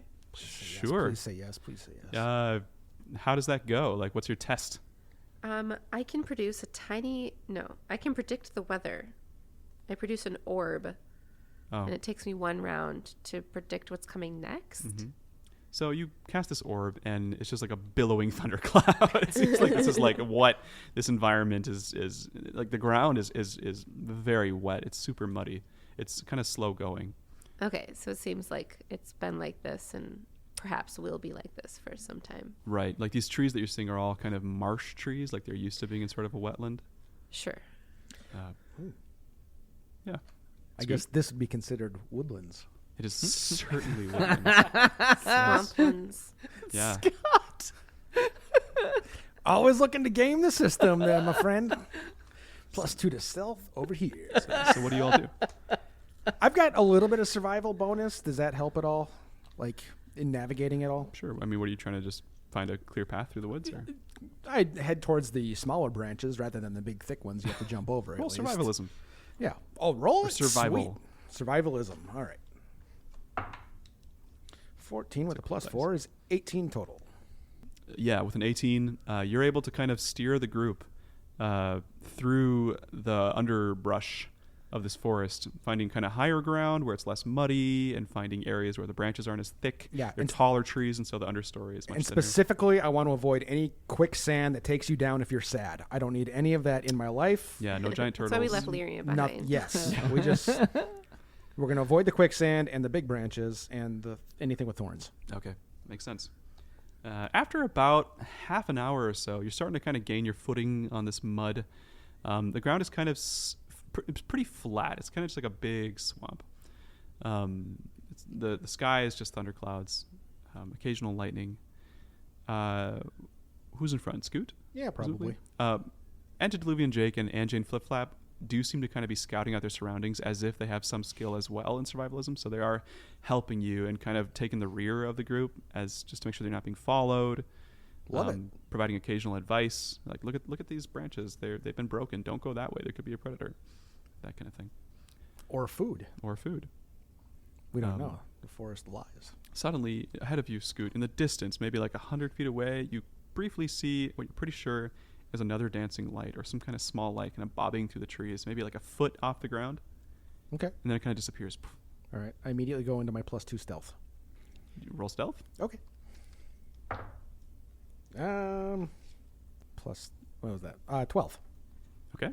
You are, you think you're pretty stealthy. Your clothing definitely blends in the dark forest. I'm still high on mushrooms, right? Oh yeah, you're a fucking hero. Yeah. So basically, I just ducked a little bit and put my arms out. Okay. And you've still got a blue light bathing you. Yeah. But I'm holding still. Mechanically, you're all under the effects of a bless spell, BTW, so you have an extra D4 to your attacks and saving throws. Nice. So just a heads up. Scoot, what are you doing? I'm stealthy. Oh, why? I saw light. Was it a dancing light? It's kind of a pirouette. Volo said to be very careful of the dancing lights. Okay. So being stealthy was a good idea. What does that mean? I don't know. Probably be stealthy. Oh, okay.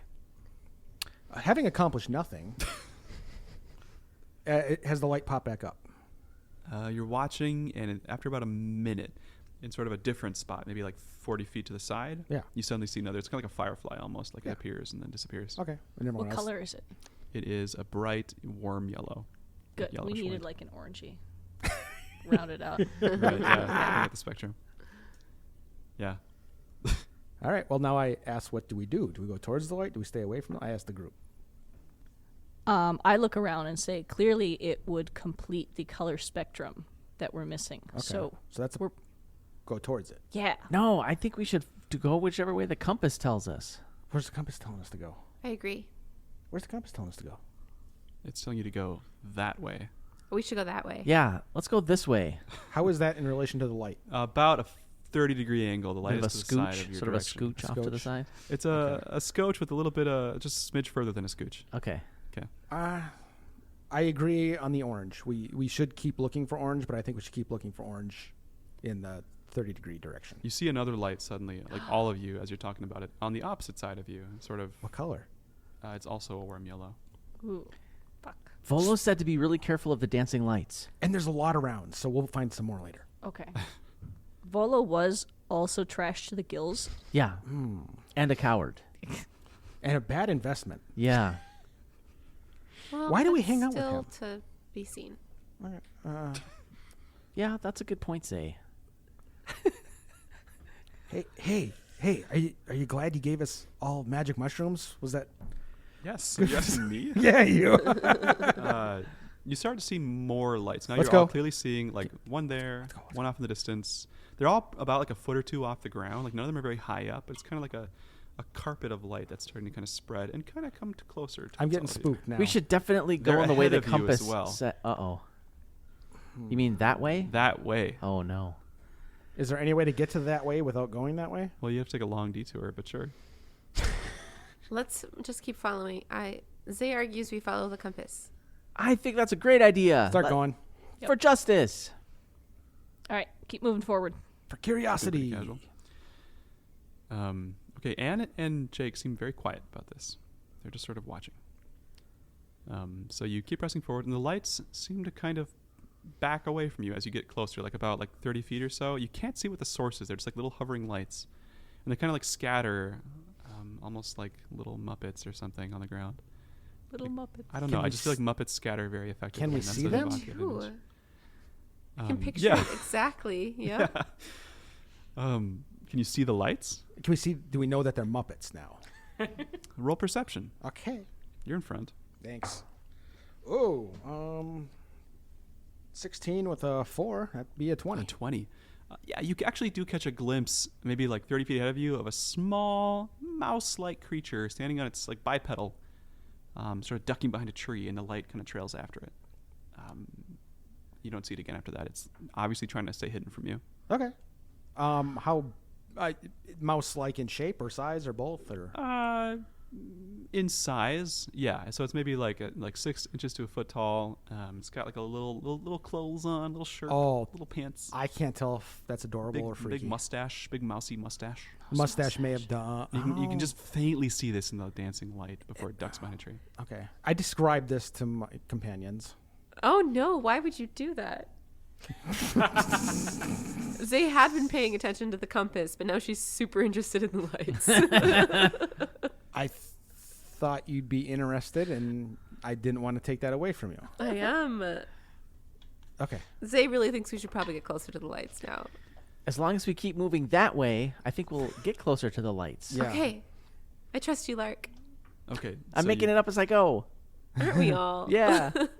You keep going, and all of a sudden, you hear from above, at an angle, you hear a kind of it's like this guttural scream, and all the lights disappear all around you. But not our lights. Just Your lights stay. Okay. Come back, little friends. I don't know how I feel about this, but I don't think I'll like it. I heard a guttural scream. You all did. Me too. Oh, okay. As we turn and look towards the source of the scream, do we see anything? Roll perception. I feel like I looked up there too. Yeah. Yeah. No, I'm looking to see if I can find any little creatures. I'm holding still because maybe they won't see me. 18. I stare right into my light.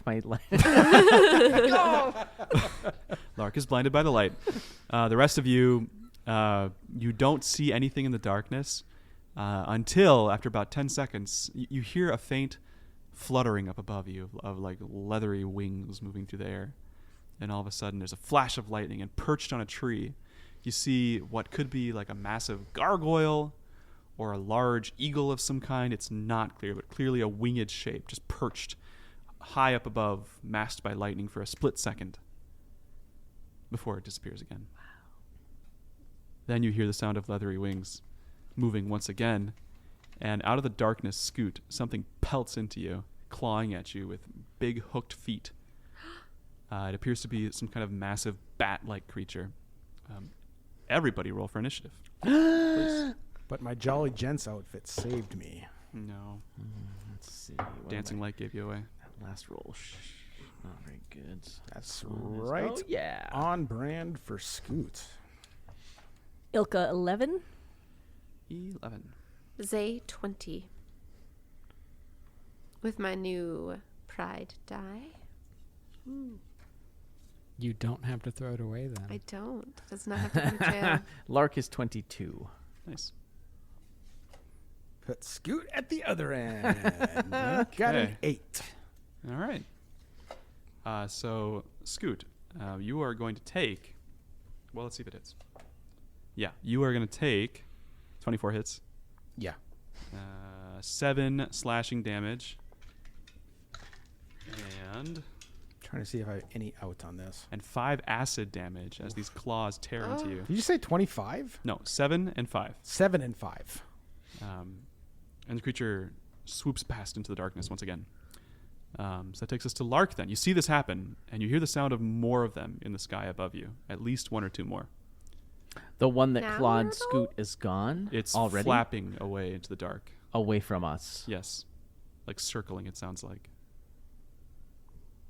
And can you describe the undergrowth around us? Like, It's in this area. You're surrounded by somewhat taller trees, and so there's less undergrowth. You kind of found a path that's a little bit higher, and so there's not as much like water pooled below you. It's relatively dry ground, matted by leaves and needles, and the undergrowth is maybe like 10 feet of pretty clear space, followed by branches that get bigger and bigger, and then smaller as these trees tower above you, maybe 100 feet high. And they're somewhat more spaced out here, so you can kind of see the sky and the rain coming down in between the trees. okay, and how are we all relatively close together? Like, how far away is Scoot when he got clawed by the? You tell me. How close I are thought we were kind of close. We but- were conversing pretty easily. Yeah. So we must have been within a short, small radius, I would say. you? Yeah. Okay. Do any of us get opportunity as that thing flies away? No, because it was a surprise round.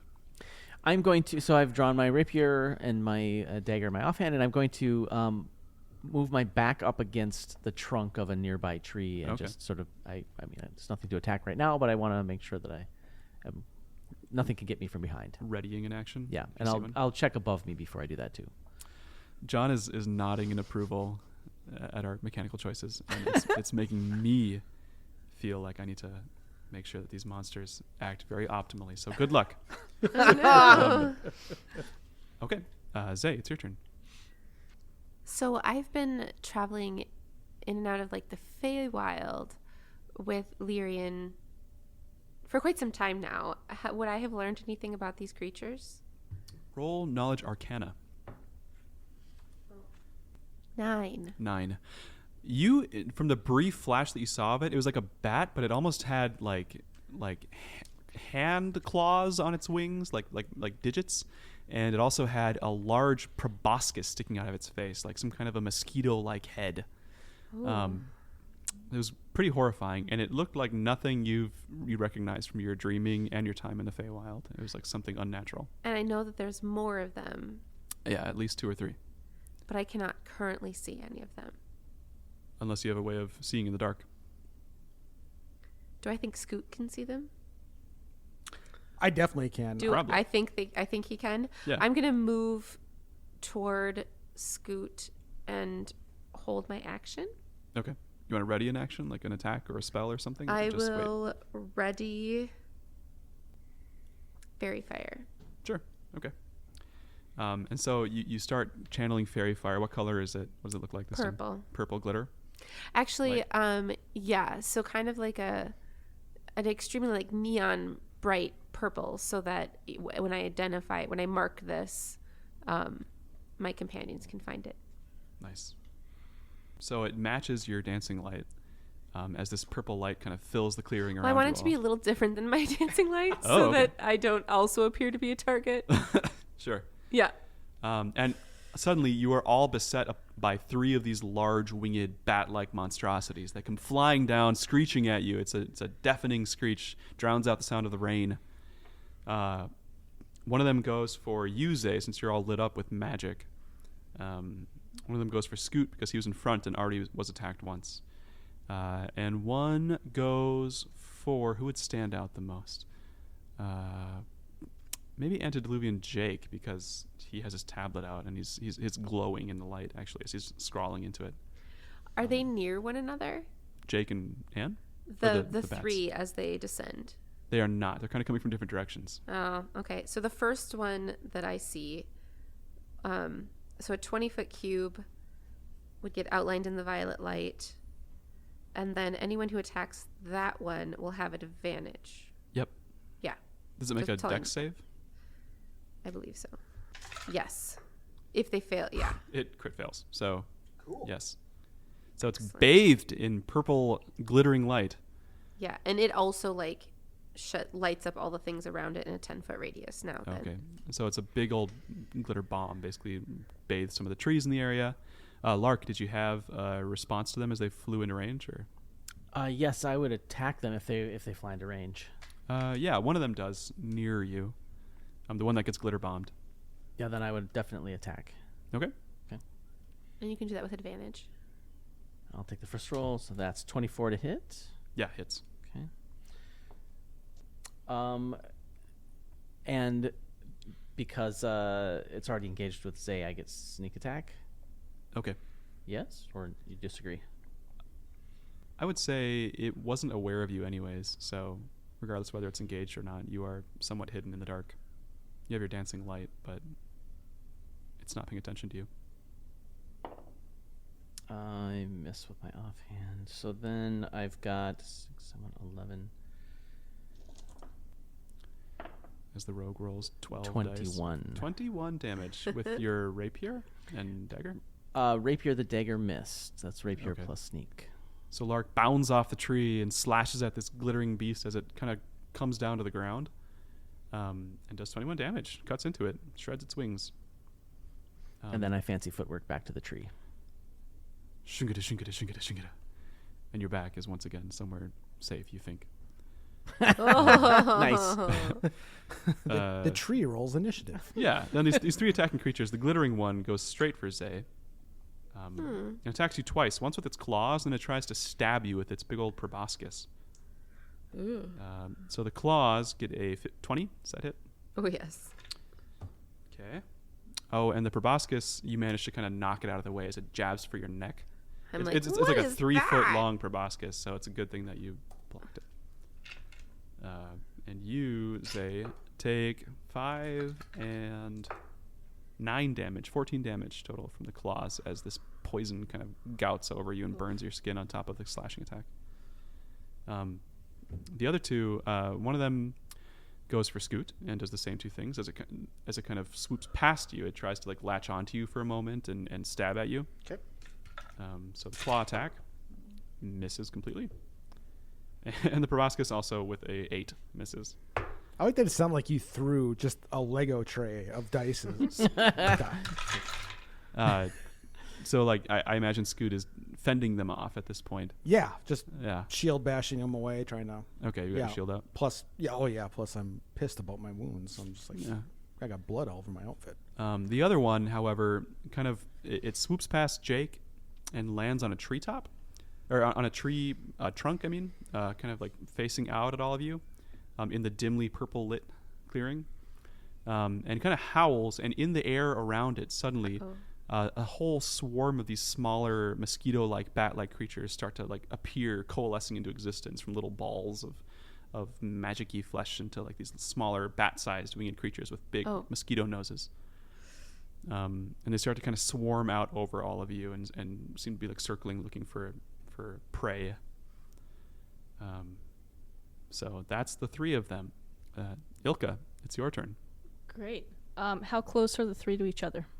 They're all kind of in separate places. There's one by Zay, one by Scoot, and one that's up on a tree, and they're all kind of on different sides of the clearing from what I've gathered.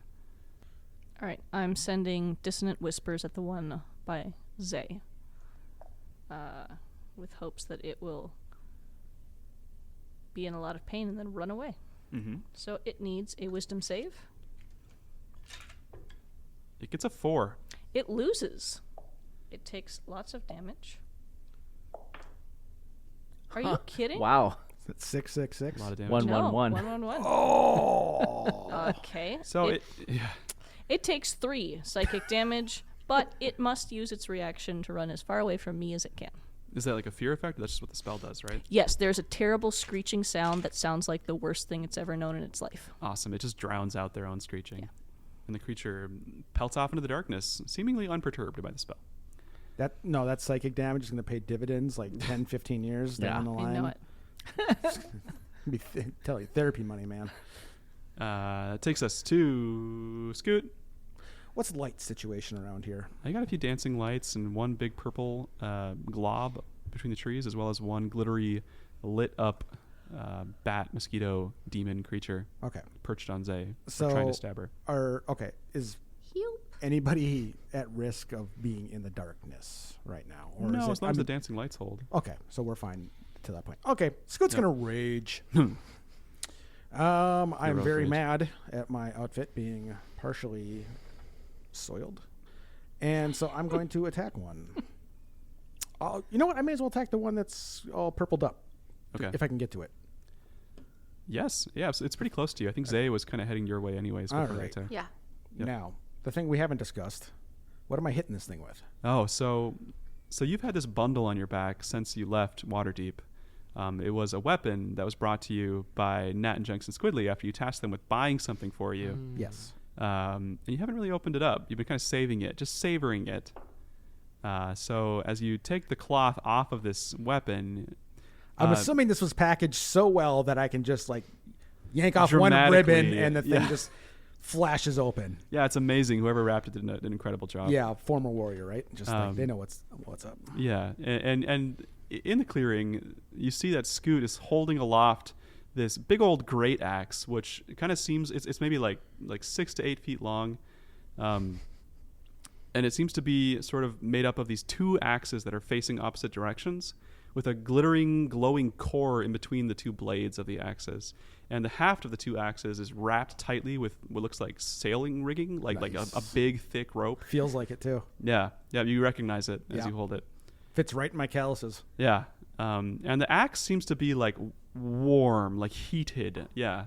Like giving off like a dim, like 20-foot light, and sort of like scintillating red sparks are coming off of it. I legit had no idea about that before I asked the light question. This is the first I'm hearing about any of this. Yeah. And then like all that kind of like poof, like flares to life as you hold it for the first time as the cloth comes I don't know off. what double rage is, but this is it. I'm psyched. Well, it's not really clear exactly how it works yet, but yeah, what do you want to do? I want to grab the thing. I'm going to give it a big smile, and then I'm going to go after the purple guy. Okay. So there's one that was kind of like perched on your shoulders as you're doing this. It was trying to attack you. Yeah. And you can kind of like try and shrug it off as you go, but it's going to try to make an attack of opportunity on you if you move towards the other one. Yeah, I do it. Okay. And it tries to claw at you.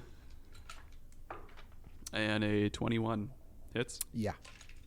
So you, my friend, are going to take 7 slashing damage and 5 acid damage. So half the slashing. 6. Yeah. And you charge over to Zay, Worth it. and now you roll with double advantage. God, this better land. Satisfying laugh. Yeah, right? Okay. That's a 3. I'm not going to use that one. Hopefully not. That's a 20. Yay! That's the Wow. weird symbol. I'm not going to use the third roll. So, Okay. but Roll damage then. I would like to make my second attack as part of the attack. Okay. Yeah. Do I also get double advantage on these? Yes. That's a 1. I'm going to roll again. I don't want to take that. That's a 4. I'm starting to have mixed feelings about this dice. Don't throw it. I will not. That's a 16. That'll so hit. 16 with some pluses. So. Yep. Okay, so I got a crit, and okay, I'm going to do this faster this time. What's the damage on this thing? It is a D12 as a great axe. No, 2D6 as a great axe. 2d6. Right? Yeah. Okay. So 2d6 3 times for the first one. Yes. 'Cause you're So, a half orc. 5, 7, and 10. So 22? 22. And add 2d6 fire damage to it. Nice. How's worth plus- your plus 4,000 1. gold? or 20, whatever. Yeah. 22? Yeah, add 2d6 plus 1 to the damage. So that's 6, 7. It's 29. Okay. Plus 5 more because I got a plus 3 for my strength bonus and a plus 2 for raging. Yeah. Is that Just plus 3 from your strength? yeah, Is it 16? I'm at a 16. On 2 attacks. That was all one attack. So that's what, 34, 35? 34 on attack 1. Okay. The crit. Okay. Oh, Attack great, 2. Great. Sorry, listeners. All right. Scott's very excited. Someone out Problem there with is just as excited breathing. as you. With 12s and 6s, it's so much more satisfying to roll a 12. Yeah. But 2 6s is better. Right. So it's a 10 plus 2d6 for the fighter? Yes. 7. Plus 1, so 8. I'm a lot. So 18 plus 5 more. So what is that? 23. 23. This is the first time I've ever done damage before. I'm sorry, everybody. I only ever deal with single digits. Yeah. 23, and what was the first one? 33, 32. 33. I don't remember anymore. Amazing. Okay, so It was a lot. You 55. obliterate this glowing creature that's attacking Zay in 2 swings of your axe. Like, how do you go about it? I mean, imagine a giant bat. Oh well, I'm a unaccustomed. mosquito head. I'm not super familiar with it, Yeah. so I don't know the flashiness of it. So it's just huge swing one way, huge swing the other way. I look at the thing. I'm like, ah! and I turn to the gargoyle that's clawing my shoulder. I go, "Did you see that?" And it's like, And then I raise my arms up in the air and I cheer like it's the first good thing I've done in 30 episodes. and the core of the axe is like glowing brighter as you swing. Yeah. You can imagine like an ember of a coal like glowing with the air. If I took fatal damage right now, I'd be cool with it. Zay is super impressed, and you are like raising in her esteem really close to Lark. But not quite. It's at this point that you're greeted by a sound of something approaching, someone approaching. Uh-oh. In the darkness, out of the darkness, comes a spectral figure. What is it? What is it? It is a tiefling who is like rosy red, because a spectral red, so like a nice rosy spectral that sometimes gets weird reflections because of the downpour. So like you can kind of see him, but kind of not, because the rain is distracting from your ability to actually see. And there are rainbow-colored lights filling the clearing Yep. too. So So we're it's getting bad reception. kaleidoscopic. And we're sure Exactly. he's rosy. He's not orange. Not an orangey red.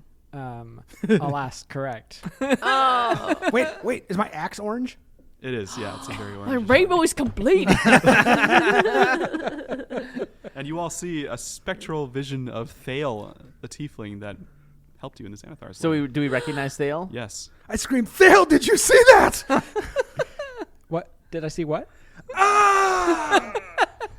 Oh, hey, hello. What? Thale, you're dead.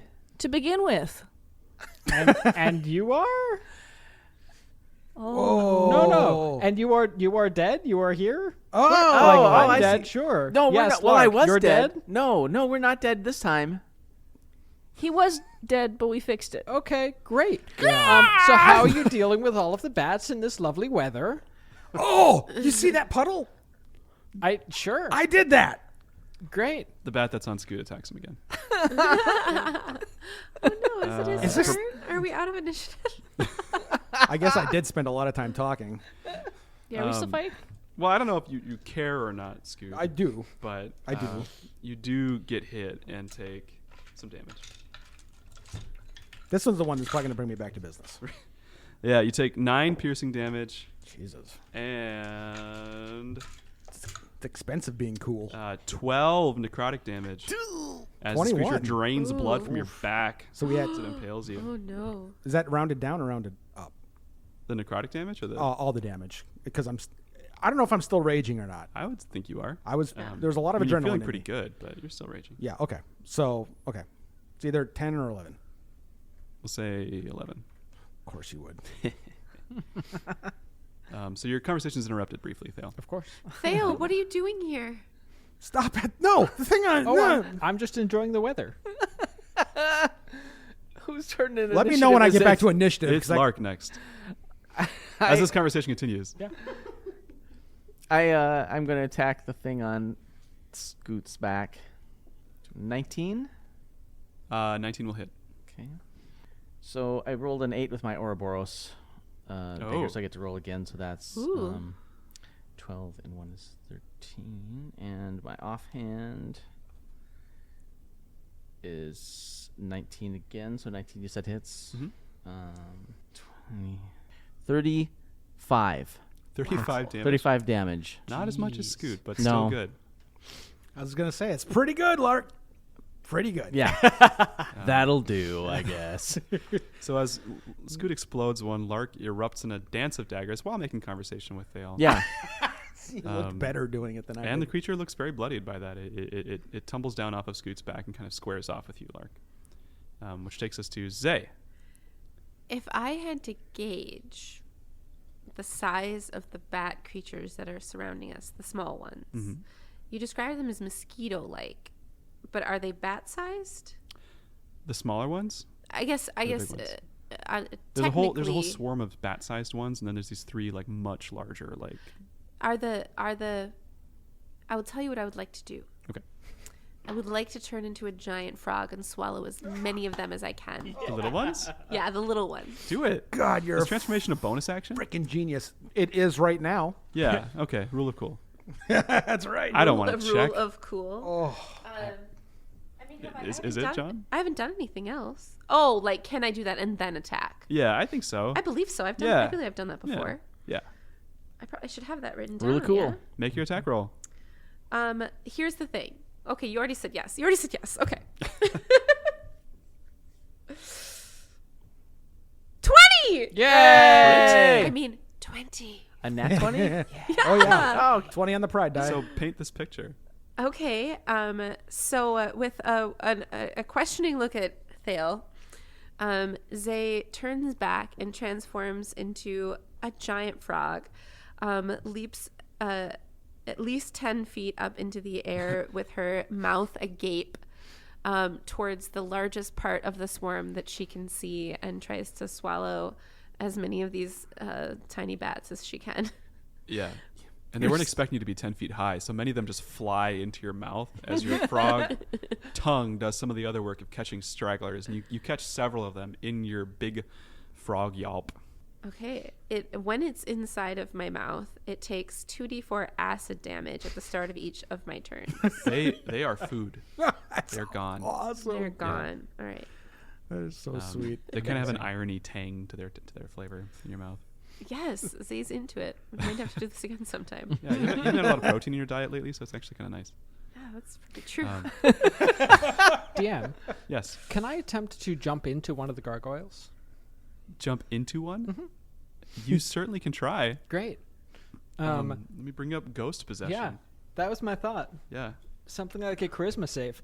Fucking- So, friends, what are y'all doing here? I just saw the interesting lights and heard some. 1 second, let me take care of something. And Vale, just as a specter, just like leaps into one of these gargoyles. So they're not gargoyles. They're like One of living, the- one of living the- fleshy bat Excuse me, things. one of the bat things. They're called strigoi. Great. You now know I intuitively. fucking love this table. By just so possessing you guys one. know. This has been some of the coolest D&D I've ever been a part of. It rolls a 16, so it succeeds on the charisma save, but you do send it kind of twitching into a tree as it's flying by, like resisting your influence. Okay. So then you kind of get rejected out of it, and you all see Thale appear again near this thing as it kind of shambles down. Oh, that was less successful than I intended. Dale, you knocked that thing up against a tree. Awesome. Great. At this point, you all start to hear more screeches from like farther on, like the same sort of like guttural howls and cries as more of these things start to loom overhead in the lightning in the distance. Okay, time to go. I don't. Yeah, it wasn't fun. I don't suggest getting bit. Yeah. Time to go where, Thale? This way. Ilka, it's your turn. Who's fucked up? Who You needs- sent one running away, and I kind of lost track of it. So we'll say the one that spawned all the other swarm ones kind of ran away, and now it's flying back. So it's just reaching the clearing again. Oh, I was gonna heal someone, but I guess I got something to deal with. I mean, it's got a little bit of distance between you and it, but yeah. And that's the last one. Well, there's the one that Lark just bloodied up, which is almost dead. That's the one that Thale just possessed. That one's like bleeding out and kind of like crooked looking near a tree. Great. And then there's a bunch more apparently on their way. Yes. We want to run away. Yeah, the mostly intact one. I'm gonna give it another round of dissonant whispers. The shambles one, that which just got possessed. No, the one that's flying back towards us. Gotcha. Okay, you're just gonna bounce it back again. Yep. Oh, it'll be much more successful this time. Does it make a save? Yeah. Oh yeah. It got a 11, so I think Yeah, it fails. no bueno. It takes 15 psychic damage, much more effective. Like, we're going whatever childhood bully hit it up on the playground. Like, it is right back there. Its eyes, it's got like, insectoid, like many faceted. What's the word for bug eyes? Anyway, compound eyes. But it's just like it's like a black abyss. Like it's the shape of compound eyes, but it's just like this sort of like sucking hole in its face. The two of them. It's amazing. So even with that, you still sense a glimmer of regret. Good. From this creature. As its head ducks down for a second. Yeah, and it feels ashamed. If it has shoulders, they kind of hunch forward a little bit. Hunches forward, and it kind of stops at the edge of the clearing and shuffles around and flies back the other direction again. Yeah, it does. Yep. At this point, Scoot, you're up one more time. You got that one that's all beat up looking near Thale by the tree. And otherwise, you just hear them up above you. I'm running towards Thale anyways. And you hear the sound of Zay digesting. I'm yes. running towards Thale, and if I happen to be within attack range of that last one, I'd go for it. Easily. And you have advantage again, surprisingly. Oh, that's a 20. How do you want to erase this creature? You don't need to roll. It's almost dead. I don't even get to do the math this time. Do you want to roll a big number? I don't want to hold that away from you. I don't want to edit that thing down. Is it on the ground? Yes. I hit it like a polo player, just swinging. I'm running, and I choke up on the axe a little bit and take a swing at it. And where are we going, Thale? And I don't even look back at it. It streaks up into the sky like a little firework, a Roman candle of sorts, as it gets ignited by your axe. Perfect. Already moving on. I just point in a direction. Well, at this point, you're greeted by, again, these little tiny lights appear near the ground around you. And you notice from behind the tree where you just crashed into it, Thale, this small group of little mouse-like creatures with little glowing lights over their shoulders kind of beckon towards you all. And they seem to be fascinated by your dancing lights and the purple glitter. They're just admiring all the light in the room. And especially Ilka as kind of the light master. They can tell, they're like saying, they're indicating, waving wildly, gesticulating towards this. What you can now see is a small, dimly glowing hole near the base of this tree where you've ended up, Thale and Scoot. I am all about that hole in the ground. Okay. I am recognizing the amount of damage these things are doing and that a lot are coming and that we need to take cover. Okay. So I'm going to gesticulate wildly to get everyone's attention and then bodily head first dive down the hole. Thoom, and it's like just big enough, like Scoot will be a tight fit through there. Everybody else? I look at Thale. Am I familiar with these creatures? You are familiar with them, not like their specific ways, but that they are in these woods. Do I know them to have ill intent or not? No, they are very peaceful. Great. I gesture towards the hole. Then I follow Ilka. Head first? Yes. You land. No, I gotta go feet first because my hat. Oh, right. Yeah. The hat is a very tight fit as well. I hold on to it so that it yeah. Oh, Lark, is that a new hat? Yeah, thanks. Thanks for noticing it is. Looks great. I love the feather. Thank you. Zay lets out a ginormous burp, transforms back into a halfling, and tumbles down the hole. Echoes. Yeah. I'm guessing my shoulders would be the widest part, the hardest part to get through. So I'd probably go down feet first. But You're still raging too. Yeah, but I also want to get the axe in there. So I got like the axe head down by my feet, and I try to go down that way, and I'm just kind of shimmying and Breach. Yeah. The position is breach, Scott. unfamiliar. So I'm just going down, just trying to. I'm wiggling my shoulders and probably yelling for help and keeping an eye on lights coming at or the things. And I like guys start just jumping on his feet. somebody, pull. So that would do anything. Yeah, it doesn't have much of an impact. I'm tugging from below. Okay, that helps. Yay! Thump, and Scoot gets through. Thanks, Lark. And I Thale come shoot through and follow. Okay. Yes. Okay, and later than you'd expect, and Jane Flip Flap and Antediluvian Jake also scoot down the hole. God, I'm a monster. Somewhat surprised looking, I yeah, never but they're remember. trusting. And you're all in this low sort of hobbit hole-like space with like tunnels extending in different directions and glowing yellow crystals on the walls as this swarm of small mouse-like creatures with little pickaxes and little shirts and backpacks and fanny packs all just kind of like chattering to each other and inspecting you. One of them's like munching on a carrot. Well, I know where I live now. It's much cozier than everything else you've been led to believe exists in these woods. So This is charming and beautiful. Thank know, you for welcoming For us. all the time I've been here, I've never been down these holes. You- Yeah, you live here this whole time, and it's not until people come into town that you think about going. Zay's long is all enamored, this and she's time? trying to like pull one into one of her pouches. Oh, kidnapping's bad. Kidnapping's bad. One of my favorite moments in our episodes is like the 1 to 5 minutes at the end where we know we should end the episode, but everyone's looking for a good button and just like saying random wacky shit. It's very charming. So I love you all. We should end it right there.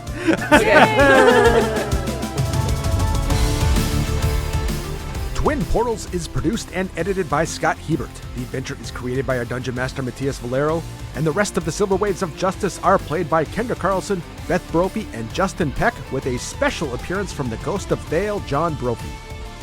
Scott Hebert is a fiscal year 2021 recipient of a Creative Support for Individuals grant from the Minnesota State Arts Board. This activity is made possible by the voters of Minnesota through a grant from the Minnesota State Arts Board, thanks to a legislative appropriation from the Arts and Cultural Heritage Fund. Previous support was made possible by the Arrowhead Regional Arts Council, and my sincerest thanks to those two boards for their support. A very special thanks and all sorts of gratitude to SWOJ superfans Kaylee and Corey Peck. We were all overwhelmed by the thoughtfulness of your gifts, and we were 15 minutes late recording this episode as we all collectively geeked out over them. Amazing, amazing stuff. Thank you again. Thank you to Leeland Campana for use of his song Avernum as our theme song. Thank you to the Renegade Theater Company, Teatro Zaccone, and Mary Fox for their support. And once again, thank you all so much for listening to Twin Portals.